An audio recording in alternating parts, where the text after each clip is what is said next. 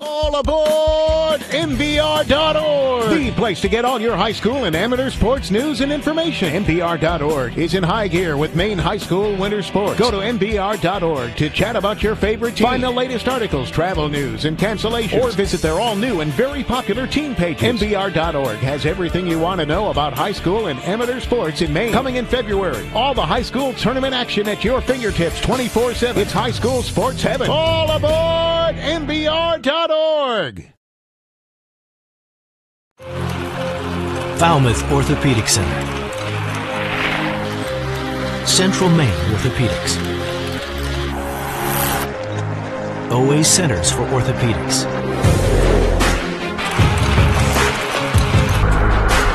all play on the same team. Maine's top orthopedic practices have joined forces for more efficient and affordable orthopedic care. Introducing Spectrum Orthopedics.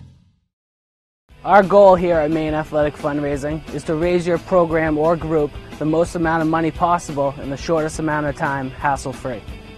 Over the last 3 years, we've been able to raise over $10,000 every year, which has really allowed us to get the extra stuff the kids really need to run a successful program. One of our biggest goals at Maine Athletic Fundraising is to really develop a relationship on the ground with the coaches, the community, and the boosters that are involved, and help bring them together and understand how important it is to fundraise.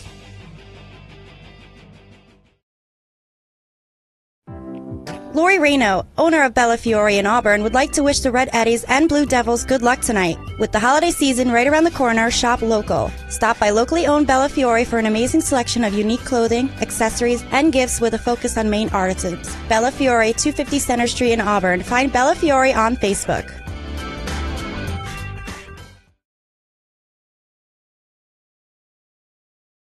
There's pizza, and then there's Pat's Pizza.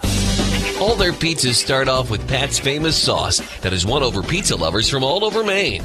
There's a pizza for everyone, whether you order plain, specialty, gourmet, or gluten-free. Once you eat a pizza from Pat's Pizza, there's no going back. Dine in or take out from Pat's Pizza, located at 85 Center Street in Auburn. Call 784-8221. Online at patsauburn.com. Coach Sterling? Yes, sir. We're going to break the script a little bit tonight. Okay. First of all, I want to thank you, and I want to congratulate you, your staff, your players, for the great year you've had. And thank you, Coach. I'm sure you've passed it along to your kids and coaches, but everybody needs to hear that. This is a great accomplishment. To go undefeated up to this point. Big rival game now, and so forth. But really, congrats. A lot of work by the staff and the players to get to this point. I'm sure you know it, and I've recognized it many times. You've viewed the film. You've looked at it, and scouting reports. May have talked with a few other coaches. Maybe. What are you expecting? What are you expecting out of your kids and out of them? Out of them, well, I can really talk only about what we've seen on film, and what we've scouted, and out of them, we're going to see the best game probably out of them out of the whole year. This gets the rivalry blood up, as well as the crowds will be jumping against the fences, wanting to get on the field, and the momentum will swing back and forth. And you've seen that in the previous games that we played against Lewiston. You remember that from back in 1987. I sure do. About how the momentum could swing even in the beginning of the game, and you have to learn to overcome it. We talk enough, about our guys, about Murphy showing up and can make things change in an instant. We've learned to overcome that. They realize that Murphy's going to be hanging out on the sideline at this game quite a bit and try to jump on the field, and that the Lewiston crew that is over there that is playing football has played at a very high level, especially defensively. I can't take my hat off enough to them the way they've played through the season, and they could easily be 6-1 right now.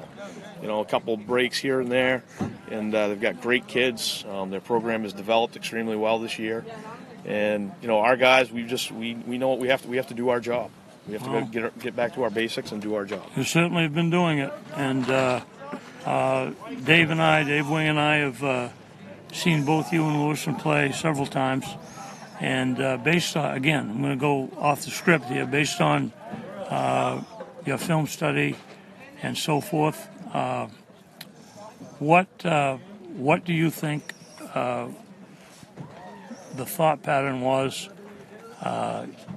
last week against Portland during overtime? Overtime, they were just trying to score. That's all it comes down to, and stop Portland from scoring. And they had a couple bad breaks and plays down in close, and then Portland got the ball, and all they need to do is kick a field goal. And they've got an excellent field goal kicker, and they pulled it off in the end.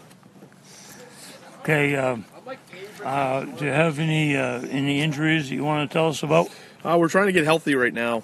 We've come a long way. We've had some guys, with muscle, pulls and rolled ankles. You saw earlier in the season we had Justin Terrio that was injured. We had, who's come back from an injury. We've had Josh Hamill that was injured earlier in the year, and he's finally getting back to full health. And the big thing is to get through this game healthy, play as hard as we can, get the win, and get healthy for the playoffs. So we've got a lot of healing to do physically. Well, it's that time of year. You're going to have nicks and nubs and sprains and so forth, and I'm sure your kids will be able to get through it.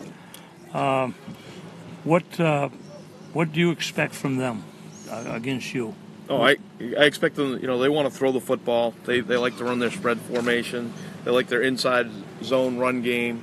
They also run some decent wildcat. They broke some long plays on Portland with. But they base a lot of their offense on being a good power football team. Their offensive line moves extremely well in unison to get off the ball. Defensively, I think they're going to blitz. They're going to, like a lot of teams have done to us. They know we're a throwing football team. They're going to bring some A-gap blitzes quite a bit. They'll bring some guys off the edge, and they'll try to stay over the top and make us make plays and work the ball down the field. And it'll be a tight struggle the whole way. How is your How is your offensive line held up this year? Physically, we've held up pretty well. We've had a couple injuries here and there. Alex Merchant went down in the game, but was able to come back the next week. And we had a kid, Devin Fournier, who stepped right in and played center for us at the end of the game and did very well.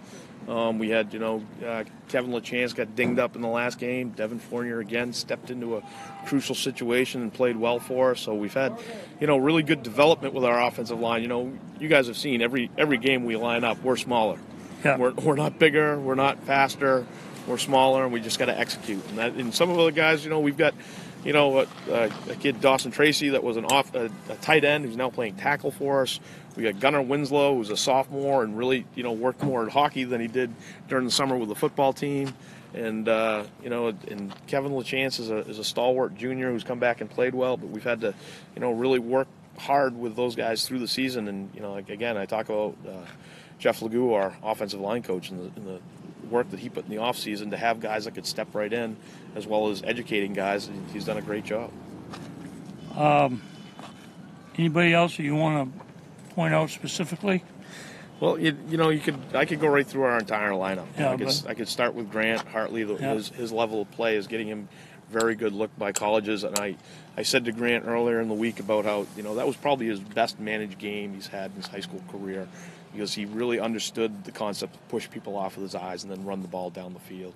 And late in the game, when Wyndham was dropped into coverage, Grant stepped back, saw everybody down the field, and basically walked into the end zone at that point, because they didn't expect him to execute it that well. And he had some good runs earlier in the game. And with the performances of like Terrell Thomas and Max Bell and Leighton Girardin coming on as of late, and Xavier Weaver, the way he's developed, and Max Bell and Xavier Weaver are the two top receivers in Northern A, and I'd put their numbers and their classification against anybody in the state right now, the way they play. And it's been great to see all these guys develop. And we've got that bowling ball back there that can't be knocked off by anyone, and he does everything for the team in Caden Bigos. Bell's running pretty well. Yeah, Bell. Max does exceptional things for us in space. I've got a coach of mine that yells to me, "When in doubt, go with Max Bell."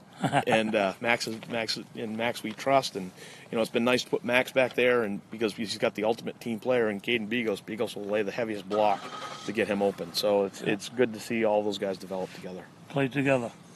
Well, I know you'll have a good game plan. I know you'll put together an interesting game for us to watch. We try. And congratulations again on your season so far. Thank you so much, Coach. And good luck on Friday. Thank you, Coach. Good luck, Coach. Our goal here at Maine Athletic Fundraising is to raise your program or group the most amount of money possible in the shortest amount of time, hassle-free. Over the last 3 years, we've been able to raise over $10,000 every year, which has really allowed us to get the extra stuff the kids really need to run a successful program. One of our biggest goals at Maine Athletic Fundraising is to really develop a relationship on the ground with the coaches, the community, and the boosters that are involved, and help bring them together and understand how important it is to fundraise. Lori Reno, owner of Bella Fiore in Auburn, would like to wish the Red Eddies and Blue Devils good luck tonight. With the holiday season right around the corner, shop local. Stop by locally owned Bella Fiore for an amazing selection of unique clothing, accessories, and gifts with a focus on Maine artisans. Bella Fiore, 250 Center Street in Auburn. Find Bella Fiore on Facebook. There's pizza, and then there's Pat's Pizza. All their pizzas start off with Pat's famous sauce that has won over pizza lovers from all over Maine. There's a pizza for everyone, whether you order plain, specialty, gourmet, or gluten-free. Once you eat a pizza from Pat's Pizza, there's no going back. Dine in or take out from Pat's Pizza, located at 85 Center Street in Auburn. Call 784-8221. Online at patsauburn.com. Falmouth Orthopedic Center. Central Maine Orthopedics.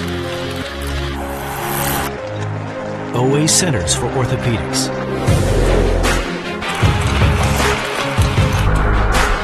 All play on the same team. Maine's top orthopedic practices have joined forces for more efficient and affordable orthopedic care. Introducing Spectrum Orthopedics. Yeah. I'm here with Lewiston head football coach Bruce Nicholas. Coach, we can't complain about the weather. No, it is beautiful right now, and we're in a good stretch. So tomorrow night should be pretty nice, and I think there'll be a lot of people here, and so we're looking forward to it.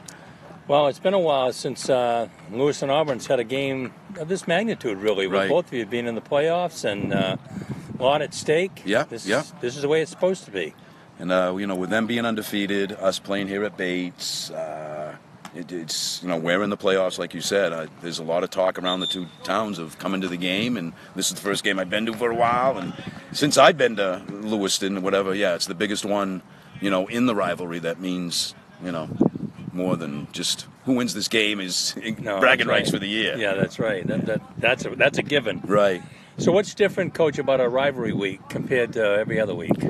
Oh, well, I'm sure EL as well as in our school, they have dress-up days. We have a big assembly tomorrow and a rally, and the kids in the school have been dressing up in colors, and they've done a really nice job with it, and the kids have gotten into it. Today everyone was either yellow or orange, or one of the class was that camouflage green, and it was just, they're into it. I mean, our soccer team's doing well. We have a lot of sports, a lot of kids playing sports, so for them to come to our games, for us to go to their games, it's really tough at times, but it's a good atmosphere. Well, I think it's great. As you know, being a teacher, kids need that, something like that to keep them fired up and interested. And, sometimes they feel school's a drag. I mean, no matter what we do. Yeah. And this really gives them something to look forward to. Yeah. And, like I said, a lot of kids are playing sports, some different sports. We have the big rally tomorrow, and they're having fun with it, so it's a good time. So tell me about the Portland game. We did that game. Overtime. Could have gone either way. Yeah. I mean, you've seen a lot of ours, a lot of close games. 2 losses by 6, 1 by 1 in overtime by 3. I told the guys we're going to have to learn how to win, learn how to lose. And I think that's learning how to lose. We're losing better. Not that you want to. We want to win. So we're getting stronger from those. As we've talked about, we're going to play those teams in the playoffs. A play here, a play there, we win that. A play here, a play there. Oxford Hills beats us. It's really crazy right now in A North. Sure is. And tomorrow night will be a fun time for both. Yeah, it should be fun. They certainly put the ball in Moss's hands. And he carried it every single play practically. I know. I think I told you that last week when we talked, that he's probably going to do that. He's put his best athletes in the backfield and hike the ball to Moss. And we've talked about this all year, whether it be the Wyndham quarterback or whoever, that quarterbacks that can run with the football are very, very dangerous. Oh. And Moss was just incredible last week. In every league. Yeah, really. Yeah. I mean, when we thought we had him down by the sideline wrapped up, he'd wiggle and get away, and that's what he does. They're going to give everybody a tough blow. They're going to give South Portland a tough blow tomorrow night. That'll be a great game down there, a good rivalry, and then you don't want to hook up with Portland in the playoffs. Oh, so, no question. They're a bad draw on the playoffs. Yeah, wherever they end up. So yeah.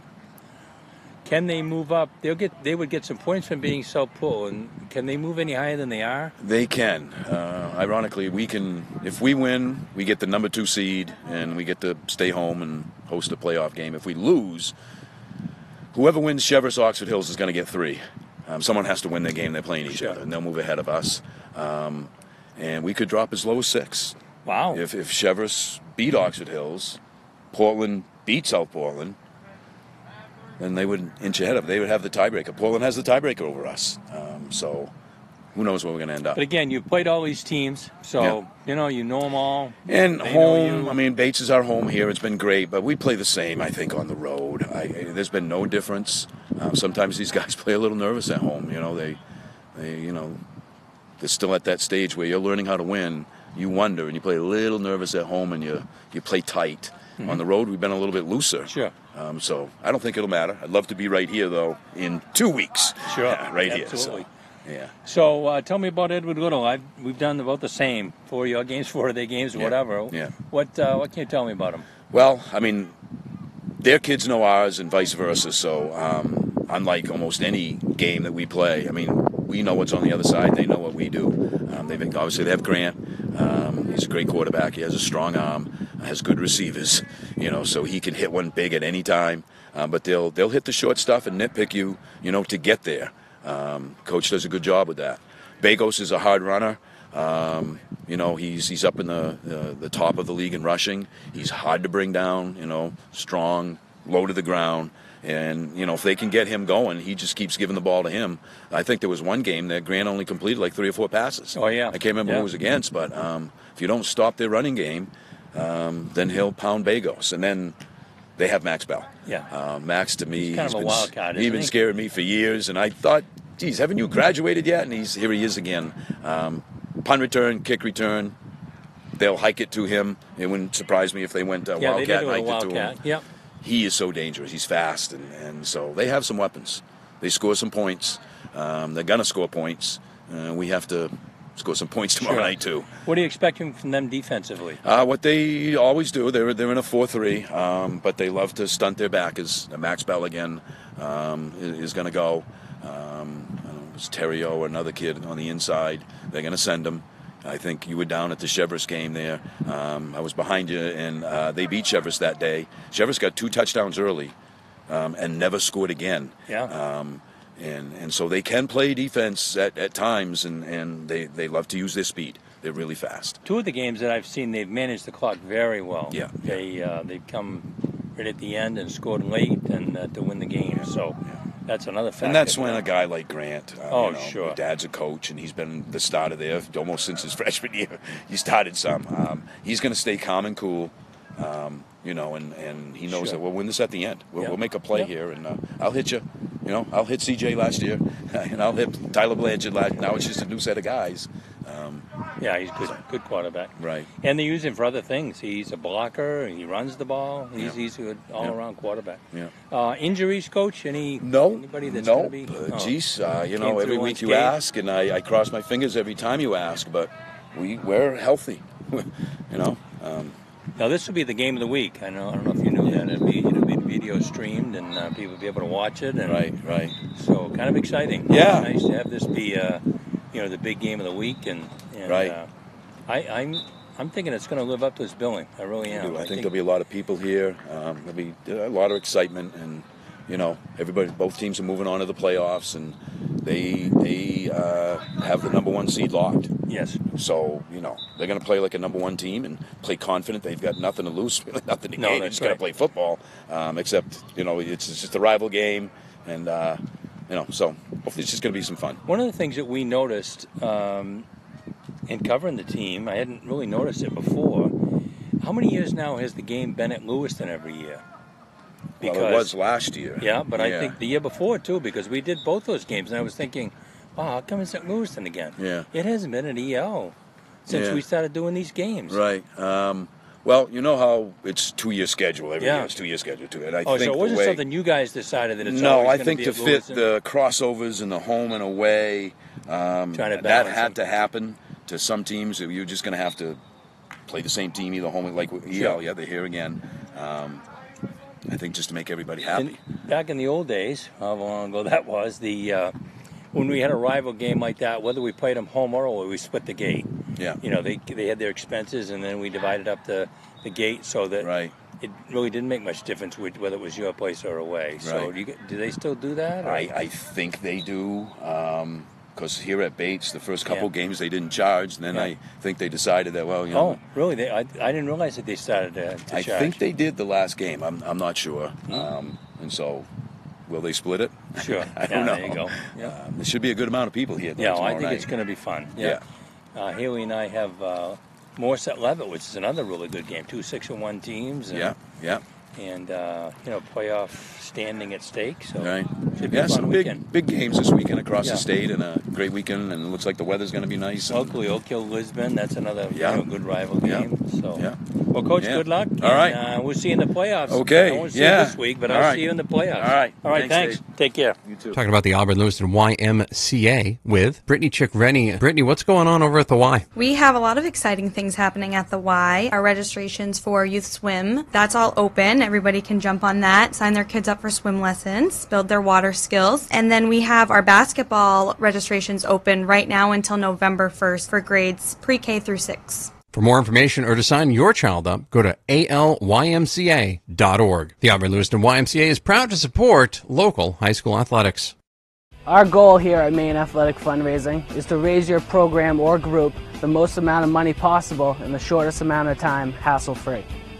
Over the last 3 years, we've been able to raise over $10,000 every year, which has really allowed us to get the extra stuff the kids really need to run a successful program. One of our biggest goals at Maine Athletic Fundraising is to really develop a relationship on the ground with the coaches, the community, and the boosters that are involved, and help bring them together and understand how important it is to fundraise. There's pizza, and then there's Pat's Pizza. All their pizzas start off with Pat's famous sauce that has won over pizza lovers from all over Maine. There's a pizza for everyone, whether you order plain, specialty, gourmet, or gluten-free. Once you eat a pizza from Pat's Pizza, there's no going back. Dine in or take out from Pat's Pizza, located at 85 Center Street in Auburn. Call 784-8221. Online at patsauburn.com.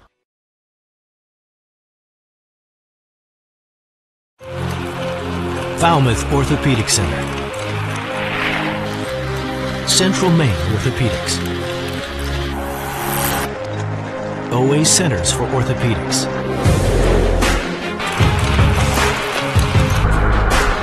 all play on the same team. Maine's top orthopedic practices have joined forces for more efficient and affordable orthopedic care. Introducing Spectrum Orthopedics. Lori Reno, owner of Bella Fiore in Auburn, would like to wish the Red Eddies and Blue Devils good luck tonight. With the holiday season right around the corner, shop local. Stop by locally owned Bella Fiore for an amazing selection of unique clothing, accessories, and gifts with a focus on Maine artisans. Bella Fiore, 250 Center Street in Auburn. Find Bella Fiore on Facebook. All aboard MBR.org, the The place to get all your high school and amateur sports news and information. MBR.org is in high gear with Maine high school winter sports. Go to MBR.org to chat about your favorite team. Find the latest articles, travel news, and cancellations. Or visit their all-new and very popular team pages. MBR.org has everything you want to know about high school and amateur sports in Maine. Coming in February, all the high school tournament action at your fingertips 24/7. It's high school sports heaven. All aboard MBR.org.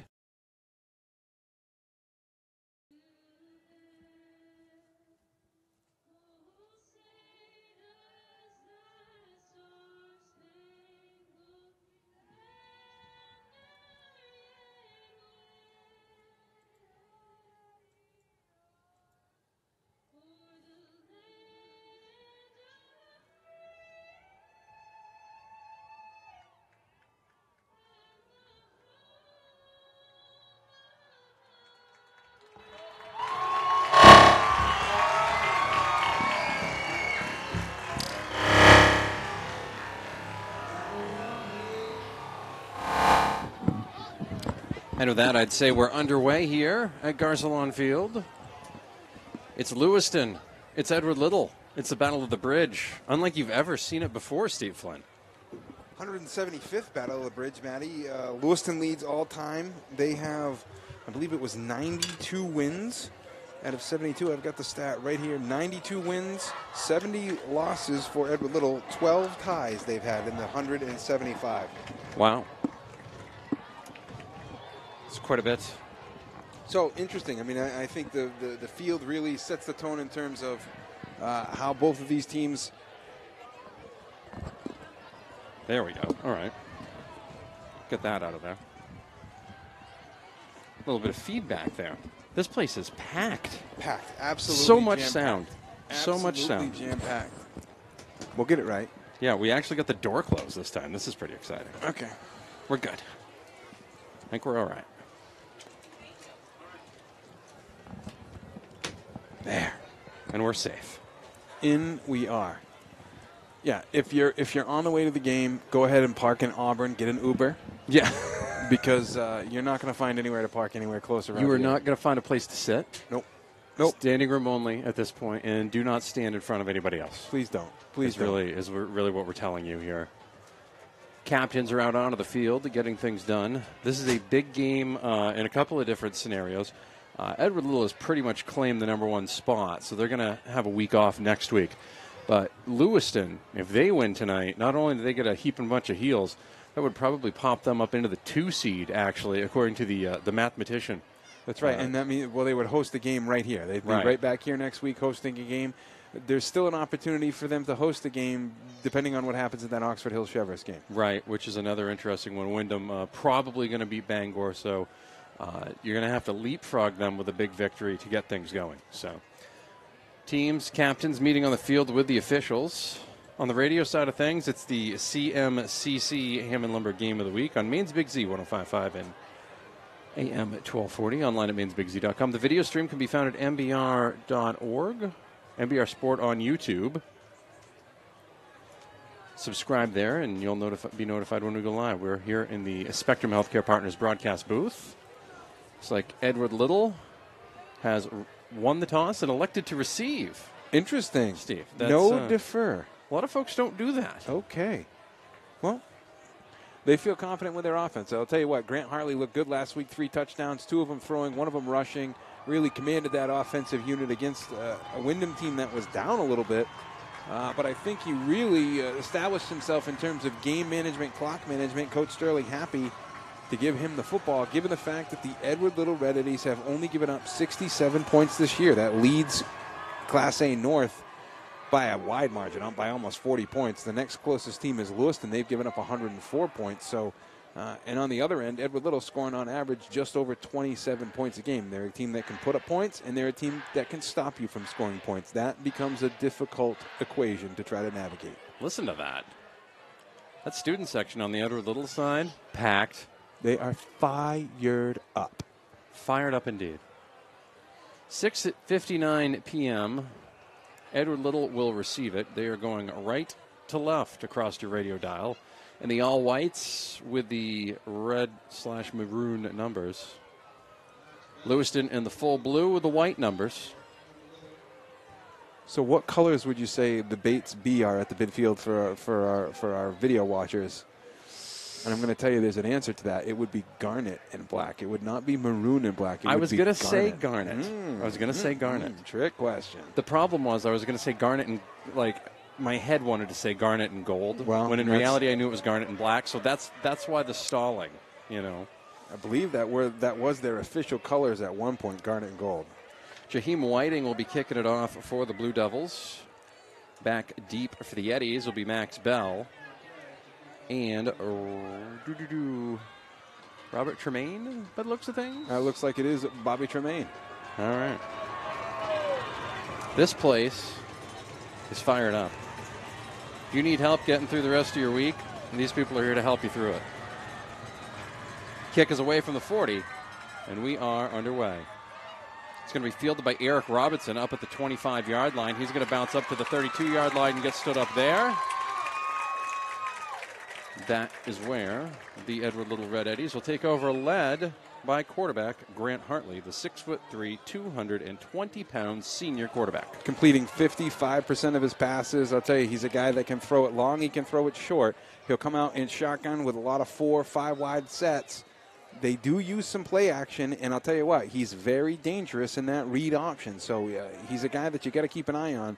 My guess is somebody from that tough linebacking core, Poussard, O'Donnell, one of those guys is going to be responsible for keeping an eye specifically on 12 for Edward Little.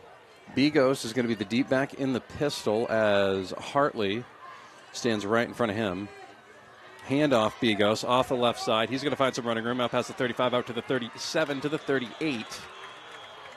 Good gain on first down for the Eddies. It'll be 2nd and 4. Just what you want to see if you're an Eddies fan, controlling the line of scrimmage from the opening bell. Nice job by Bigos allowing Max Bell to complete the block in front of him. A lot of guys will try to outrun that coverage and get around the receiver. Instead, let Max Bell complete the block and then got upfield for a couple more yards. Hartley in the pistol. Handoff to Bigos again. He's going to cut it upfield and keep that center of gravity low. Score it up to the 44-yard line. And that will be another gain of 6, and that'll be more than enough for an Edward Little first down. 11-17 remaining here in the first quarter. Designed run off to the right-hand side. Bigos saw an opening, cut back appropriately and at the right time. Good plant on his right foot. Very low and rugged runner. Bowling ball type is the senior Bigos. Harley in the pistol. Hands it off again to Bigos. Gets lost in traffic. He will not gain 6 yards this time. This time it'll be a gain of about 3 up past the 45 to the 47-yard line.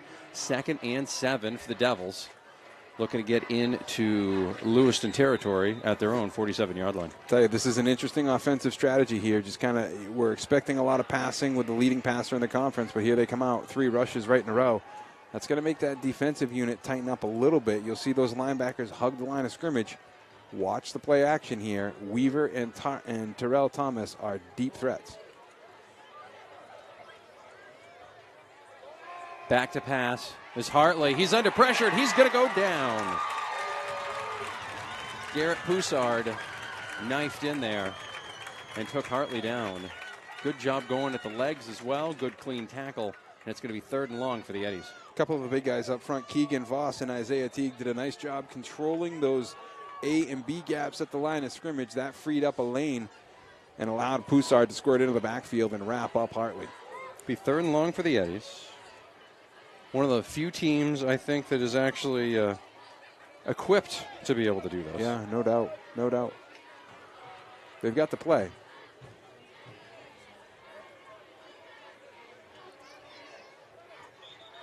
And you're going to have whistles and flags, and that'll be a delay of game.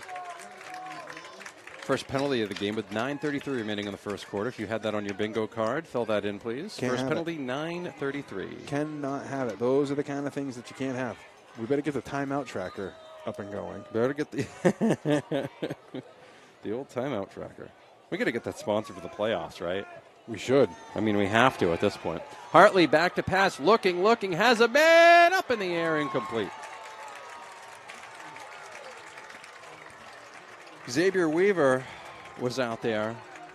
He was being guarded by Hunter Landry, and that ball had a lot of air under it, but not quite enough accuracy. Incomplete. They only needed 15, but they decided to go for 25. Which happens. It's an interesting choice. Weaver had interesting strategy, Cotton. Let's see how it plays out. Had him beat. I'll tell you. I think that you throw that ball up 10 times, 5 times Weaver's going to come down with it at least, maybe more. Hartley, a very established punter, averages just under 40 yards a kick. That kick is away, and you see why there. A boomer. It's going to bounce at the 15. Take a roll, take a roll, take a roll. Is it going to be stopped in time? Yep. No. But you're going to have a flag down. That was number 8, Jonathan Knight. Not a new kid on the block. Did get slid into the end zone just a hair too soon. I guess it's going to be an illegal block against Lewiston, which would set this back to the 10-yard line, roughly. Waiting for an official call. Some deliberation. An official call from the official.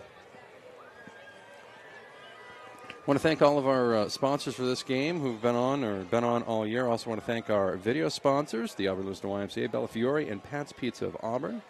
Also Spectrum Healthcare Partners and Maine Athletic Fundraising. Again, the video stream can be found at MBR Sport on YouTube. I see many of you out there watching right now. Shout out to the Bates Internet. Holding against the Eddies is what the call was. That is going to give field position, instead of at the 10-yard line, which is what we were assuming, will be at the 30-yard line now for the Blue Devils. I believe. They're going to mark it off now. At least I thought they were. If you call a penalty, you do mark it off, right? Unless it was totally... You should.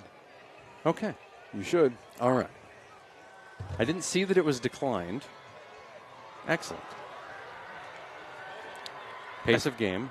Generally how they do that. Yeah, we have just grinded right to a halt. Right.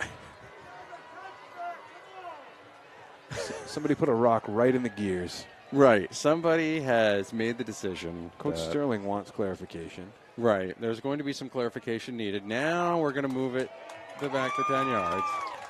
As you can tell, we are on the Lewiston side of things. We most certainly are, yes. Our ambient microphone is directly above the Lewiston favored crowd, I would say.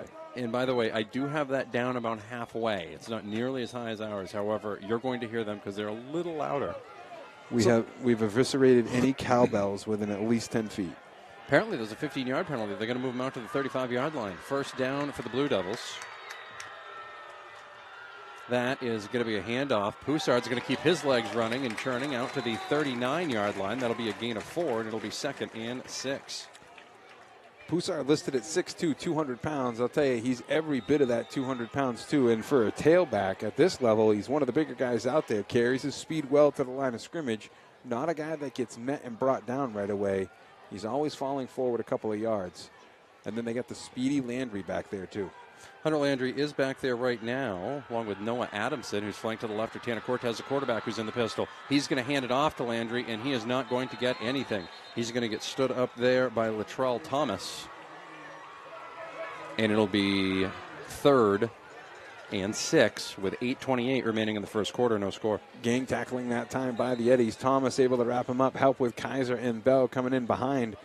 You'll hear the name Max Bell a lot. He's a guy that's the leading receiver for the Eddies, also the leading tackler. They run a little bit of wildcat with him. He's all over this field, a pivotal part of the Eddies team. Cortez in the shotgun. Hands it off. It's going to be Poussard. He keeps his legs churning, but he is not going to gain any yardage. In fact, he's going to lose a yard back at the 38-yard line. Latrell Thomas in there again. Also had number 58, Dawson Tracy. And a 3-and-out for Lewiston to start their possessions. It was Tracy that got into the backfield and got a hand on Poussard. That stopped his momentum and kind of spun him back towards the middle of the line. Allowed him to be brought down for no gain. And now you're going to have Lewiston kicking this one away. Whiting, no. They're not going to kick it away. They're going to go for this. On 4th and 6. Maybe a little pooch punt. Yep. That's what they're going to do. Kick is away. Good kick by Cortez. It looked like it hit an Eddie. Yep. It did. It did. It did. And they're waiting to whistle it. Looked like it hit an eddy, and they're going to say no. Looked like it came close anyways.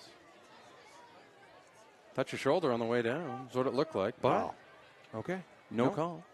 So it'll be Edward Little football out there on 21-yard line. 7:08 remaining in the first quarter. Okay, it wasn't just me that saw that. No, I thought for sure that the booth next to us was pretty. Seemed pretty sure as well. A couple of coaches. Apparently. Okay. A little overreaction. We're okay. We're good. Hartley in the pistol. The full house pistol, I guess you could call it. Now he's going to send Bell in motion. And he mishandles the snap, and it's going to be picked up by Poussard into the end zone. Touchdown! Blue Devils just like that, 6-0 Lewiston.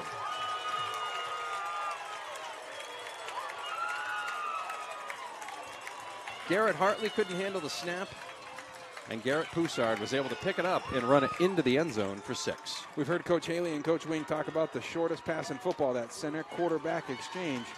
When you're in the shotgun, that extends that pass a little bit, and Hartley took his eyes off of the football, and it cinched out of his hands. Poussard in the right place at the right time, able to scoop it up and put 6 on the board for the Blue Devils. A little confusion there as Isaiah Teague was trying to figure out if he needed to be on the field or not. He does. Jaheim Whiting is in to kick it, holding it. Connor Kaplinger will be kicking it, and that's actually going to be a pass, and it's going to be intercepted. Brock Belanger with the pass, and play blown dead after the interception. Knight had a path to, if they could score on the 2-point conversion, had a path to do that there. However, the play blown dead by rule. 7:03 remaining in the first quarter. Lewiston leads 6-0. We'll be right back on the game of the week. We'll be back in 1 minute. Our goal here at Maine Athletic Fundraising is to raise your program or group the most amount of money possible in the shortest amount of time, hassle-free. Over the last 3 years, we've been able to raise over $10,000 every year, which has really allowed us to get the extra stuff the kids really need to run a successful program. One of our biggest goals at Maine Athletic Fundraising is to really develop a relationship on the ground with the coaches, the community, and the boosters that are involved, and help bring them together and understand how important it is to fundraise. There's pizza, and then there's Pat's Pizza. All their pizzas start off with Pat's famous sauce that has won over pizza lovers from all over Maine. There's a pizza for everyone, whether you order plain, specialty, gourmet, or gluten-free. Once you eat a pizza from Pat's Pizza, there's no going back. Dine in or take out from Pat's Pizza, located at 85 Center Street in Auburn. Call 784-8221. Online at patsauburn.com. Welcome back to the game of the week. Max Bell returns it out to the 23-yard line, and that's where the Edward Little Red Eddies will take over, down 6-0 to the Lewiston Blue Devils here at Gosh Lawn Field on the campus of Bates College. Garrett Poussard with a 12-yard touchdown, a fumble return. The difference in this one so far. Unreal. It just that kind of undisciplined play, costly mistakes that time. And it's a mental mistake that you just can't have. Edward Little looking to stay undefeated. They have come from behind before. Look to do it again. Hartley back to pass. He's going to throw it deep. It's going to be over everyone, incomplete. Brock Belanger and Max Bell. It's a battle of the number ones. The Unos, if you will. It went Uno over everybody, incomplete. Had 2 options that time, Girardin and Bell. Looked like he wanted to go to Bell right from the rip. Had his eyes out there, tried to put a ball out there that Max could run to, but just put it a little too far.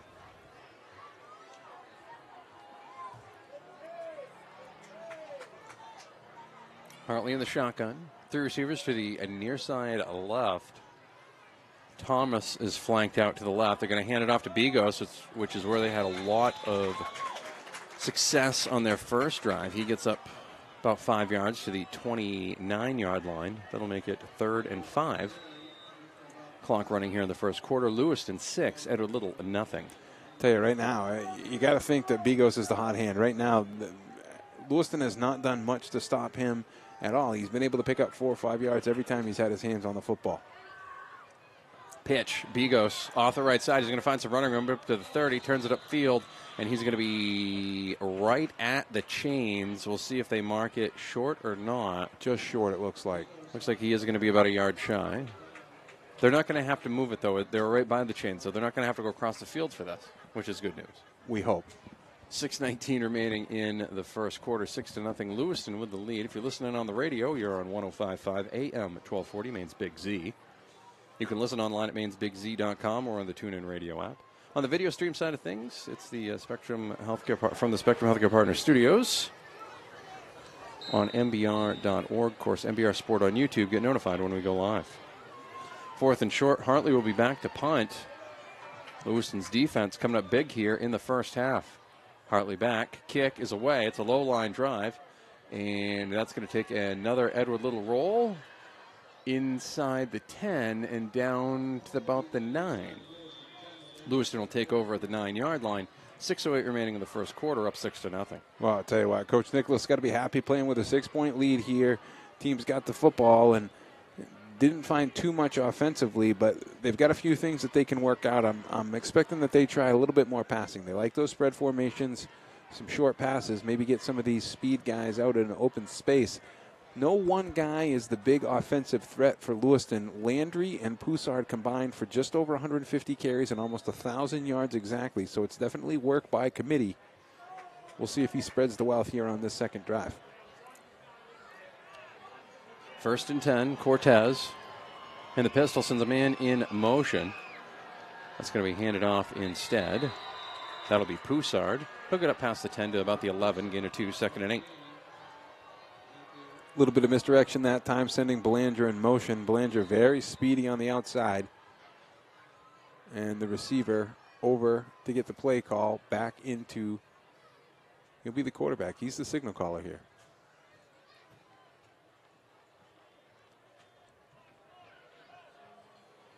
Big game for both these squads. First time in a long time. This game has meant something postseason-wise, other than where they were going to go on the road the next week. That'll be Belanger, and he is not going to find any running room. He may lose about a half a yard there. Did a lot of east-west running there, Steve. Not a lot of north-south. No, wasn't looking to throw that time. Collect the football, run right to the right-hand side, the right sweep, and just didn't have any place to go. Edward Little fast in the pursuit of that rush and breaking it up in the backfield. If you can get penetration behind the line of scrimmage, that's a very tough run. The natural runner instinct is to go towards the sideline instead of cut up the field.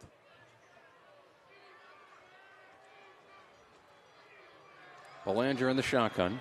Poussard next to him. Belanger looking to his left, rolls out under pressure, fires, going to throw across his body, and that is going to be caught. No, incomplete. Incomplete. He was out of bounds. Actually, that was almost intercepted.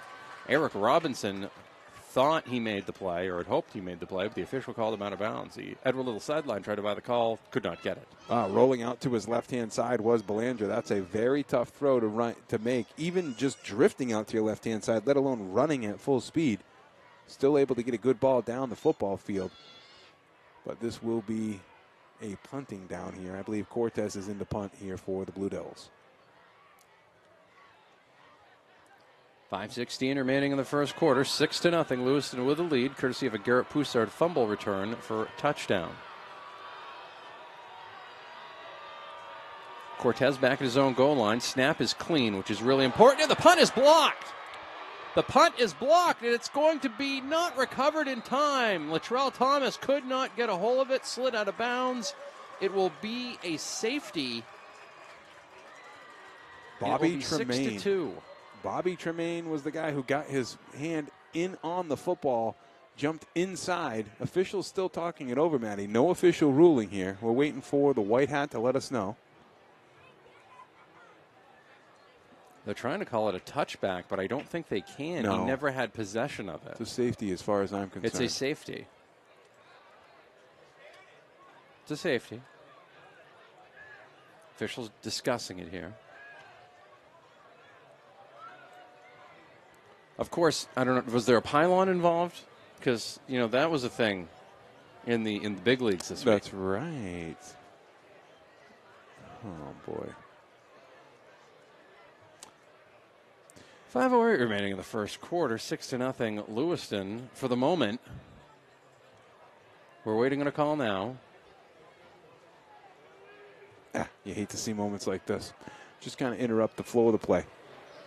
This is kind of an open and shut case. He did not have control of it. He didn't have control of it at all. The ball was basically bouncing around in his hands.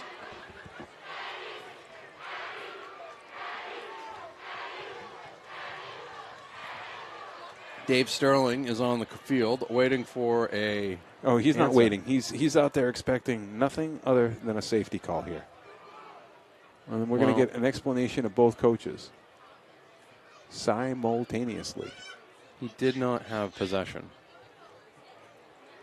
His feet were out of bounds when he touched it.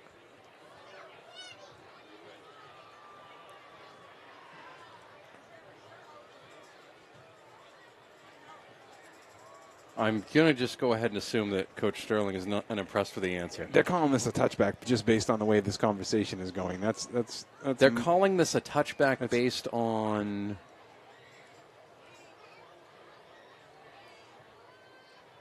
There's no way that's a touchback. It's a block punt.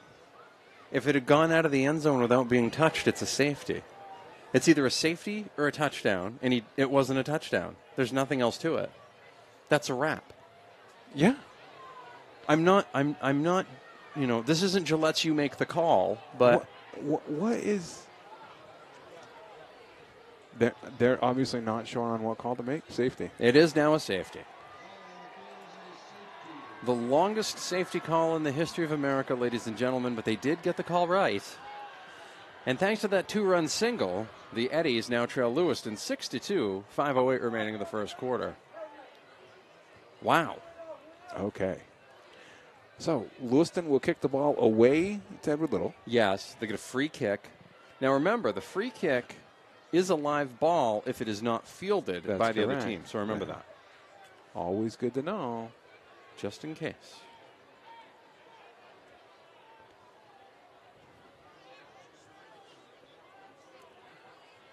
An interesting start to the rhythm of play here. An inauspicious start, Wow. if you will. And they're still filing in here, Matty. Couple of deep all the way around. The fence is packed. Nice showing of support here by the Lewiston and Auburn community for this game. For the season. Great interview pregame. Coach Haley and Coach Sterling. It's impressive to see this Edward Little football team carry a 7-0 record in here. Kick is away by Whiting. It'll be fielded in up to the 39-yard line. Actually, up to the 38, I believe, is where Max Bell will be stopped. 6-2, Lewiston with the lead. Edward Little with the football at the Lewiston 38-yard line with 5:01 remaining in the first quarter. Edward Little's just got I think you're going to see a whole bunch of Bigos. Right now, the fact of the matter is you've got 5 minutes left. I mean, there's still a lot of time left on the clock, given the fact that they just haven't melted much time off, even though they've had some good success with the run. I've got to imagine you go a steady dose of Caden Bigos, see if you can't march right down into the end zone, maybe a little play action at the end. Hartley in the pistol. Hands it off. Bigos ahead. Squirts forward past the 45 to the 33-yard line. I mean, he's picking up 6-7 yards. He's just firing forward. And when he's firing forward, he's doing it from a position where he's actually lower than the opponent's chest. He's got that incline, so from an image standpoint, his shoulders look like they're running ahead of his ankles. Bigos bounces it outside, spins it back onto his rear end, and still manages to gain about 2, just shy of the 30-yard line. That'll set up a 3rd and 2. Clock running, 4:20 remaining here in the first quarter. 6-2, the Blue Devils lead the Eddies. He's got a great instinct for getting the ball forward and up the field. You've seen a couple of times that you'll have 1 or 2 tackles get to him. He'll spin to the weak side, just given the fact that he can fall down and pick up 2 extra yards.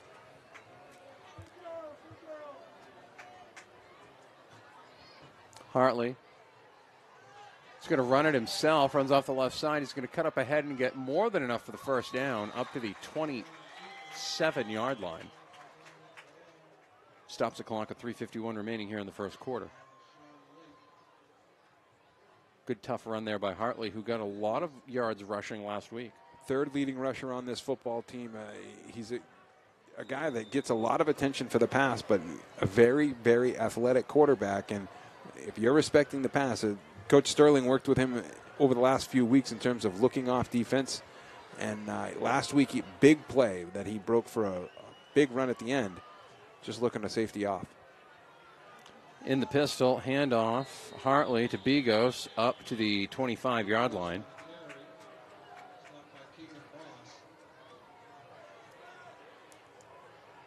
Short gain. That'll make it 2nd and 7. Actually, it's going to be, they're going to mark him at the 26, so 2nd and, let's call it 2nd and 7 still. 2nd and a long 7. Long 7. 7 and change. Don't want to round it up, though. Hartley back to pass. Rolls out to his right. Throws it. Has a man, and that is going to be caught. Inside the 10-yard line, that is number 4, Eric Robinson. He's made some big catches for the Eddies this year. Made that catch while being defended by Landry. That was a pretty good matchup there. Down to the 8-yard line go the Eddies. Stops the clock with 2:51 remaining in the first quarter. First and goal, Edward Little down 6-2 to Lewiston. 6'1", 177-pound junior. And Robinson did a nice job getting down the football field. Hartley rolling out to his right-hand side. Delivered a good throw under pressure. Nice pickup there by the Eddies. Handoff, Bigos continues to churn forward, and he leans in down to the 1-yard line. That play's available again for 6 points. Yes. I mean, that dive right there is right. Edward Little is getting off the football. Latrell Thomas, Alex Merchant, Curtis Willett, Dawson Tracy doing a nice job up front, frying off the football and giving Bigos a bunch of room to run. Hartley's going to take himself a call zone number. He's going to try to back in, and I don't think he's going to get there. No, he does. Line judge says he does. Touchdown, Eddies. 2:13 remaining in the first quarter, and it's 8-6, Edward Little. Well, it wasn't Bigos, it was Hartley. It's the same line, making the same holes up front.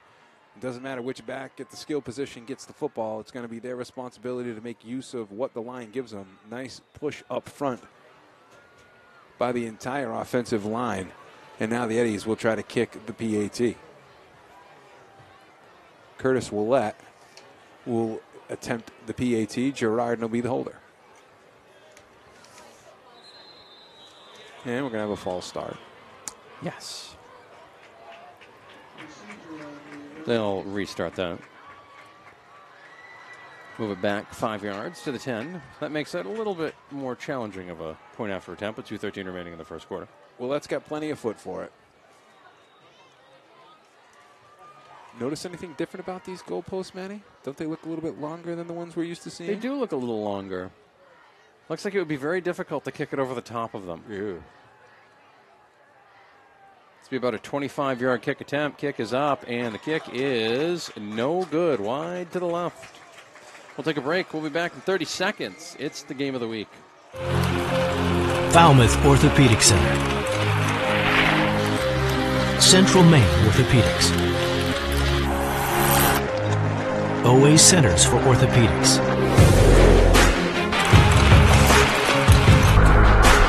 All play on the same team. Maine's top orthopedic practices have joined forces for more efficient and affordable orthopedic care. Introducing Spectrum Orthopedics. 2:13 remaining in the first quarter. It's the MBR Game of the Week from the Spectrum Healthcare Partner Studios. If you missed any of the interviews earlier as part of our Maine Athletic Fundraiser Fridays Coaches Series, catch them on demand now at mbr.org. Edward Little leads 8-6 on the radio side of things. It's the Central Maine Community College Hammond Lumber Game of the Week on Maine's Big Z 105.5 and AM 1240. Curtis Willett kicking it off from the 40-yard line. Devils get a defensive touchdown. Edward Little's sense has gotten a safety and a Garrett Hartley run 8-6. EL with a 2-point lead. Well, let's kick us away, and away we go. Fielded back at the 11-yard line. That's going to be Hunter Landry up to the 20, up to the 25, out to the 30, to the 35. He's got some daylight. 45 into Edward Little territory and out at the 41-yard line. Curtis Roulette saved a touchdown. And Lewiston has tremendous field position to start this drive with 2:03 remaining in the first quarter, down 2. Curtis Roulette is not going to catch Hunter Landry in a foot race. However, provided he has the angle and the sideline to work with, there's only one direction that Willett could have taken to that ball in order to stop Landry. He was the only guy that was going to stop him. And technique-wise, that's a heck of a job to save a big return there from the Blue Devils. Scores from around the area. Wells, Mountain Valley is a big one. Wells leads 6-0 at the end of one quarter of play. Handoff to Poussard. He is met and stopped rather quickly. That was number 79 for Edward Little in on that, Alex Merchant. Merchant Services was closed there. Yeah, Merchant, a big kid, and one of the seniors, one of the many seniors, 18 on this Edward Little football team, listed at 6'5", 250. Big boy. That is a lot of hoagies. In the pistol, Cortez. Going to keep it. He's going to pitch it now. Kind of a backwards pass there on Poussard. Was behind him a little bit, and he had to stop and get it. Lost his momentum on 2nd and long, and he's going to lose yardage. It's going to be 3rd and 15 for the Devils. Not how you want to capitalize on a tremendous special teams play. You're going to have this game won or lost at the line of scrimmage. The interior linemen right now are determining everything that's happening at the skill position, and the defensive unit, many of the same guys that make up the offensive line, are getting penetration into the backfield, and Lewiston just doesn't have a whole lot of space. Low snap. Cortez has to fall on it and now falls forward. He gets crunched at the 45-yard line. Just a disastrous series for the Blue Devils. And 4th and long. 30 seconds remaining here in the first quarter, and that might be the final play of the quarter. If not, the punt will be. See if they get the punt off. I'm going to guess they do punt it.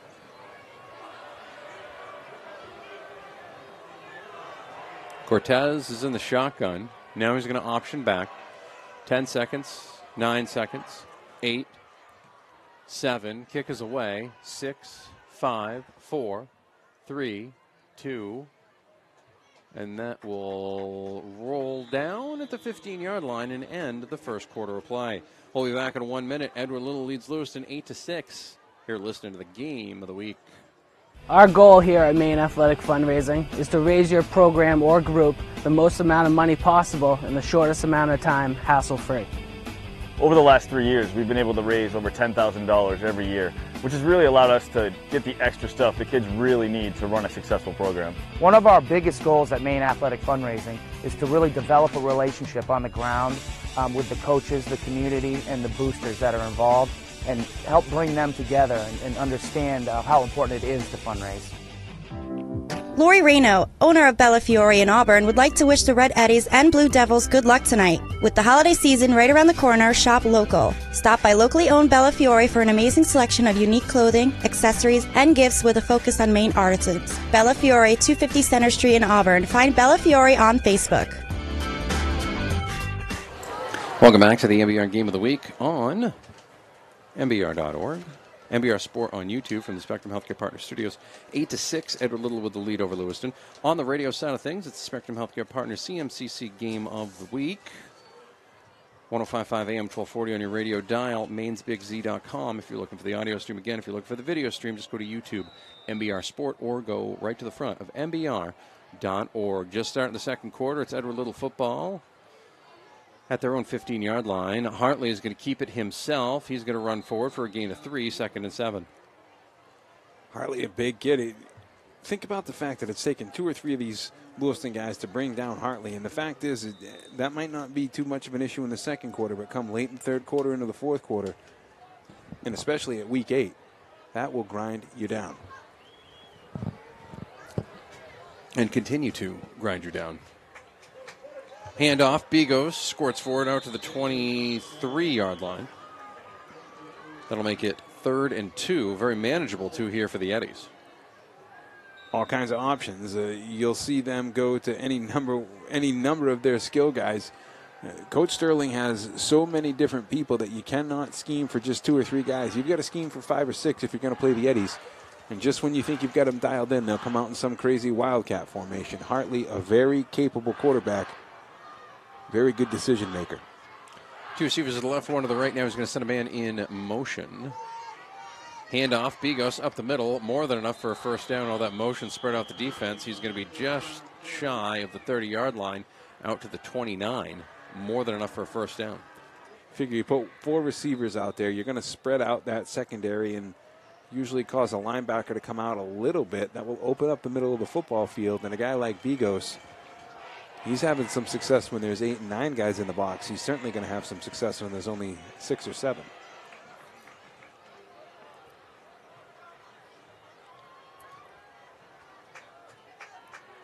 In the shotgun is Hartley. Again sends a man in motion. That's going to be Girardin. Handoff. Bigos out to the 33-yard line. Gain of 4. 2nd and 6.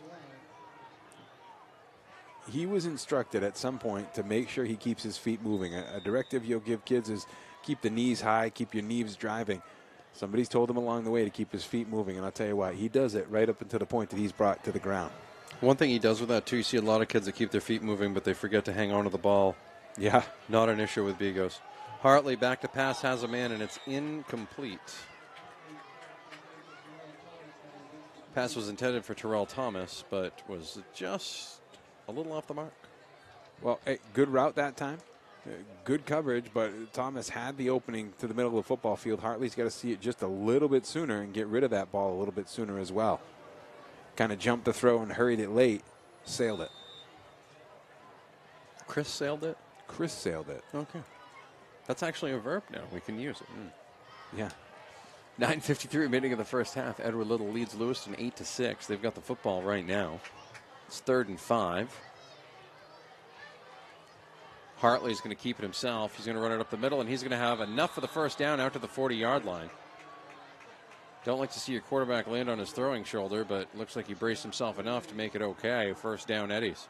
Oh, you think he's going to throw it? Then you think he's going to hand it off? Never mind, he'll keep it himself. And that's it. Fool you once, fool you twice, and then there's a third option in there. Eddie's doing a nice job keeping the Blue Devils off balance right now. And haven't had any huge plays. No big plays for the Eddies. Back to passes Hartley. He got crunched, and then Bell could not hang on to it, incomplete. Thought he had it up to the 47-yard line, but a little bit behind him, a little down. Hartley bounces back up after he took a shot. Poussard got into the backfield, laid the wood. Let him have it good. Even looked back after he got up just to see how Hartley responded to it. Poussard's tried to peel him back a couple of times.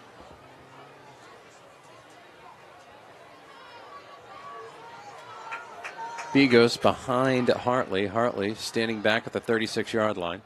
He sends Girardin in motion. And once again, the snap bobbled and boggled. Ball is loose. They blew it dead. Hartley never really had possession of it, but they blew it dead. Hartley's back at the 20-yard line. He and Sean O'Donnell are jawing each other. So back at the 30-yard line falls Hartley, and it's going to be 3rd and a mile. 3rd and 20 for the Eddies. Tried to collect it with both hands, kind of squirted up. Tried to grab it again, squirted out of his hands a second time. And really, Hartley just having trouble collecting the football. Collect it first, then look down the field. He's trying to do too much.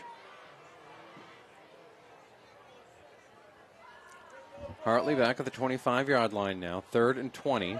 Everybody running go patterns. Poussard gets to the backfield, and he's going to take Hartley down from behind. It'll be a gain of 1 by Hartley. But that will force the punt. 4th and 19 for the Eddies.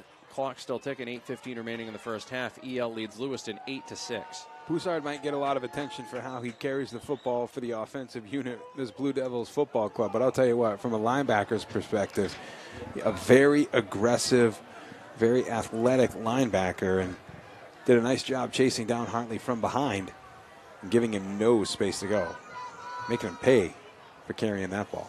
Hartley back inside the 20 at the 18-yard line. He'll step up. He's going to punt it from about the 22. Was not the best kick, and it's going to roll sideways and almost hit Randy Whitehouse, who had the worst hacky sack move in the history of time there. Ball is out at the 48-yard line. So once again, good field position for the Lewiston Blue Devils. Can the offense take advantage? Right now, they're down 2. They haven't taken advantage of it to this point at any point. And I'll tell you, those small mistakes, those small little fundamental errors happen at really critical times. That you got a snap that's not handled the right way. Now you got a poorly executed punt, and you're giving Lewiston all kinds of second life. Give them good field position here. Keep in mind, Lewiston's going to get the football to start the second half of play.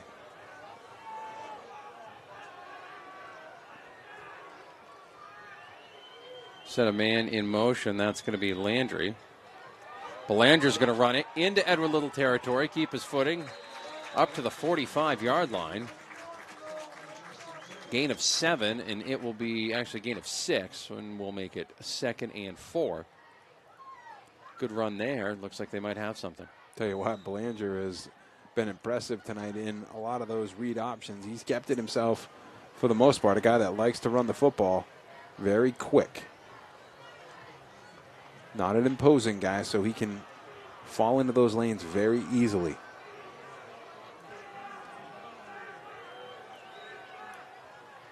Set a man in motion instead. It's going to be Poussard. He's going to gain some yardage. Not as much as he probably wanted to, but a gain of 2 up to the 43-yard line. That'll make it 3rd and 1 for the Devils. Big third down here for Lewiston. You don't want to go 3 and out again. 6:40 remaining in the first half. 8-6 Edward Little. 5'9" Justin Terrio in on the tackle that time. The middle linebacker, one of the leading tacklers in Class A, delivering a textbook shoulder tackle. Handoff, Poussard up the middle. He is going to spin forward to the 40-yard line, which would be enough for the first down. He was initially contacted behind the line, Steve, but he did a great job of avoiding and moving his momentum forward, moving the chains. Big first down there for Lewiston. We've seen runners for both football clubs here tonight do a nice job avoiding that first contact, spinning away from it, and that opens up a lot of space down the football field, prevents them from losing or gaining nothing, and in that case, picking up a first down.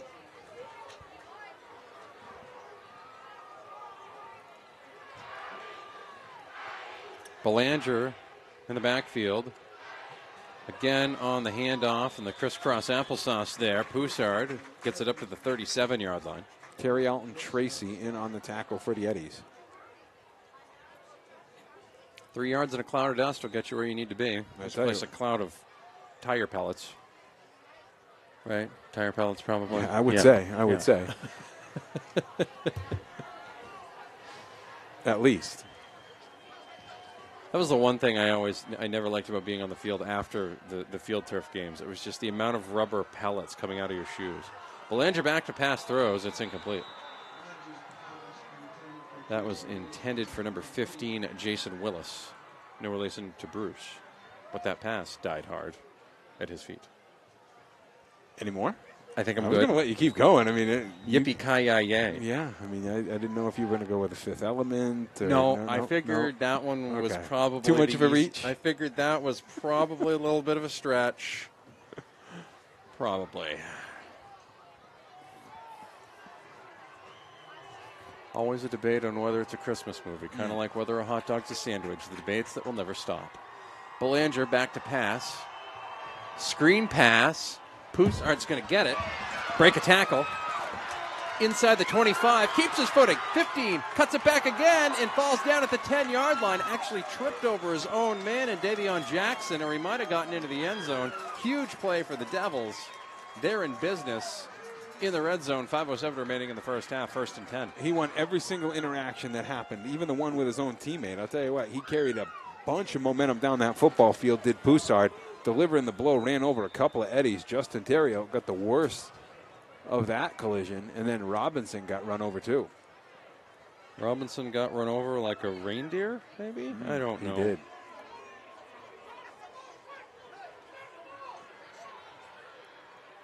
Cortez hands it off. Landry doesn't get anything. It'll be first and goal from the 10, so they got to get in first and goal the long way. They lost a yard. It'll be second and goal from the 11. Interesting to go to Cortez here as the signal caller. They feel more comfortable with him inside that red zone, closer to the end zone. Also puts Belanger out as a receiver where he can do damage. Cortez, low snap. Good job on it. Gets it off to Cortez. Up to Poussard. He's going to keep his footing inside the 5 and down to the 3. And Garrett Poussard looked like he was going to be stopped for no gain, possibly a loss. Squirts forward inside the 5 and makes it a manageable 3rd and goal from inside the 5-yard line down to almost the 3. Looked like Kevin LaChance had his arms around the waist of Poussard, but he didn't. Kind of rolled off towards the side of the field, and Poussard able to spring back to the middle for the big gain.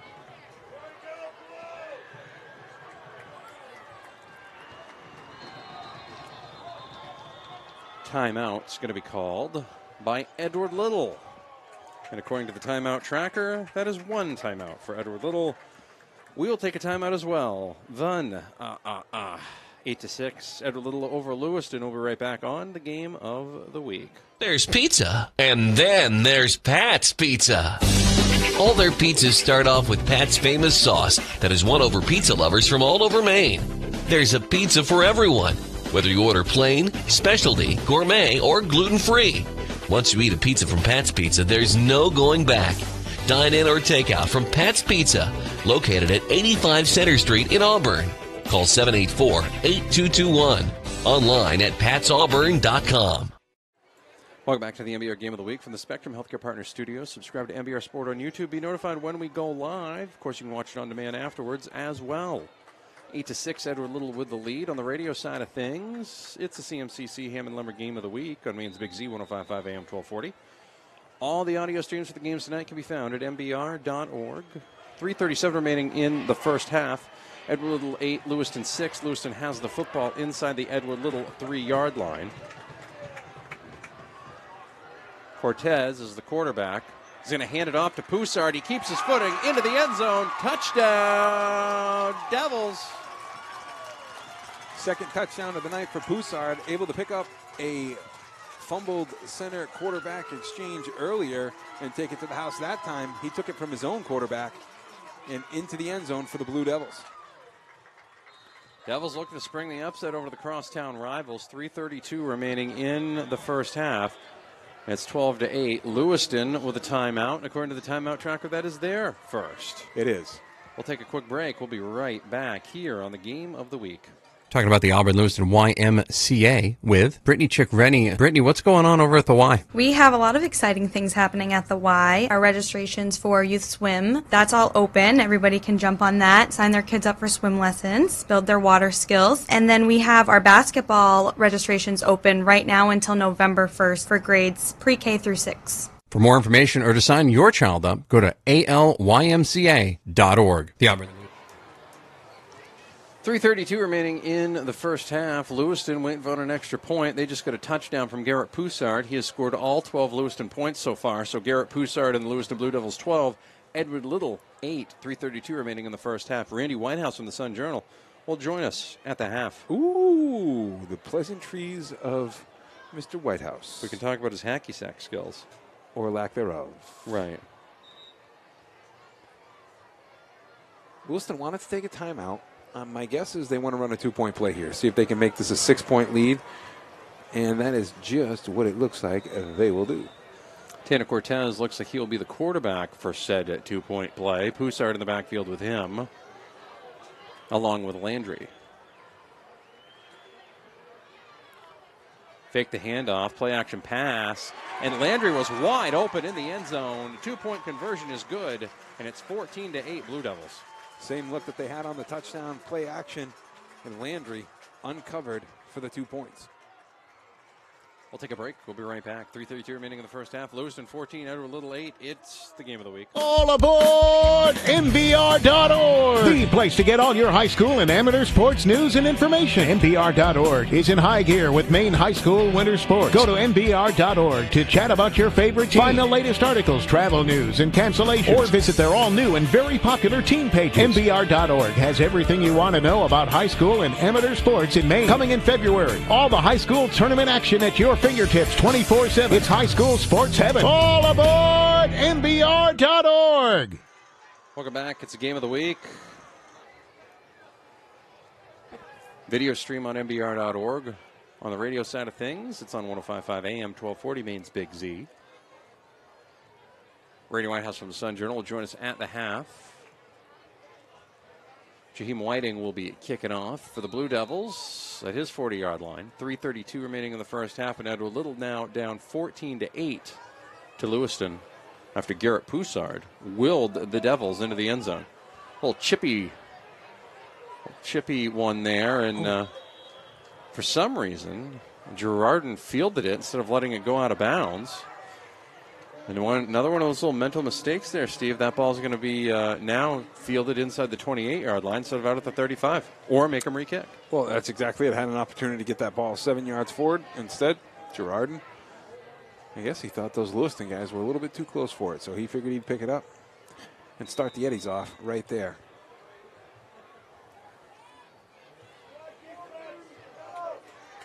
First and 10 for Garrett Hartley and the Edward Little Red Eddies. Bigos behind him.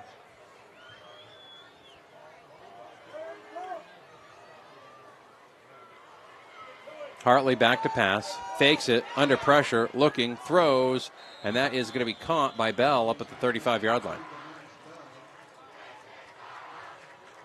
Gain of 7, 2nd and 3. Going to the pass here, feeling the urgency to get down the football field and score. That's what this says. Even though the run has been successful, they want bigger chunks and they want points on the board quicker. So if they can here, Eddie's going to try to push this ball down the field. See if they can't get this score a little bit closer before halftime. Of course, Lewiston gets the ball to start the second half as well. So if this is a quick turnaround and a quick 3 and out, Lewiston can get the sandwich possessions there. Handoff, Bigos falls forward up past the 35 to the 37-yard line. Going to be just shy of a first down. It'll be 3rd and 1 with 2:40 remaining and the clock ticking here in the first half.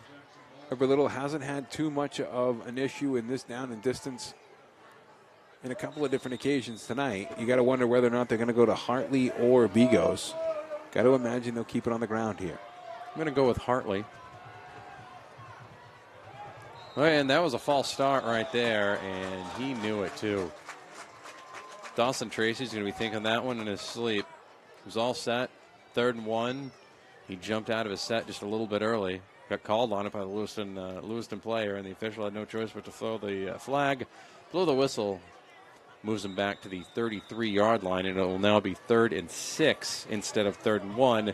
Changes the complexion of this play call. Tanner Cortez kind of rushing the line of scrimmage, and that got Tracy to jump back on his heels a little bit, enough to push him back 5.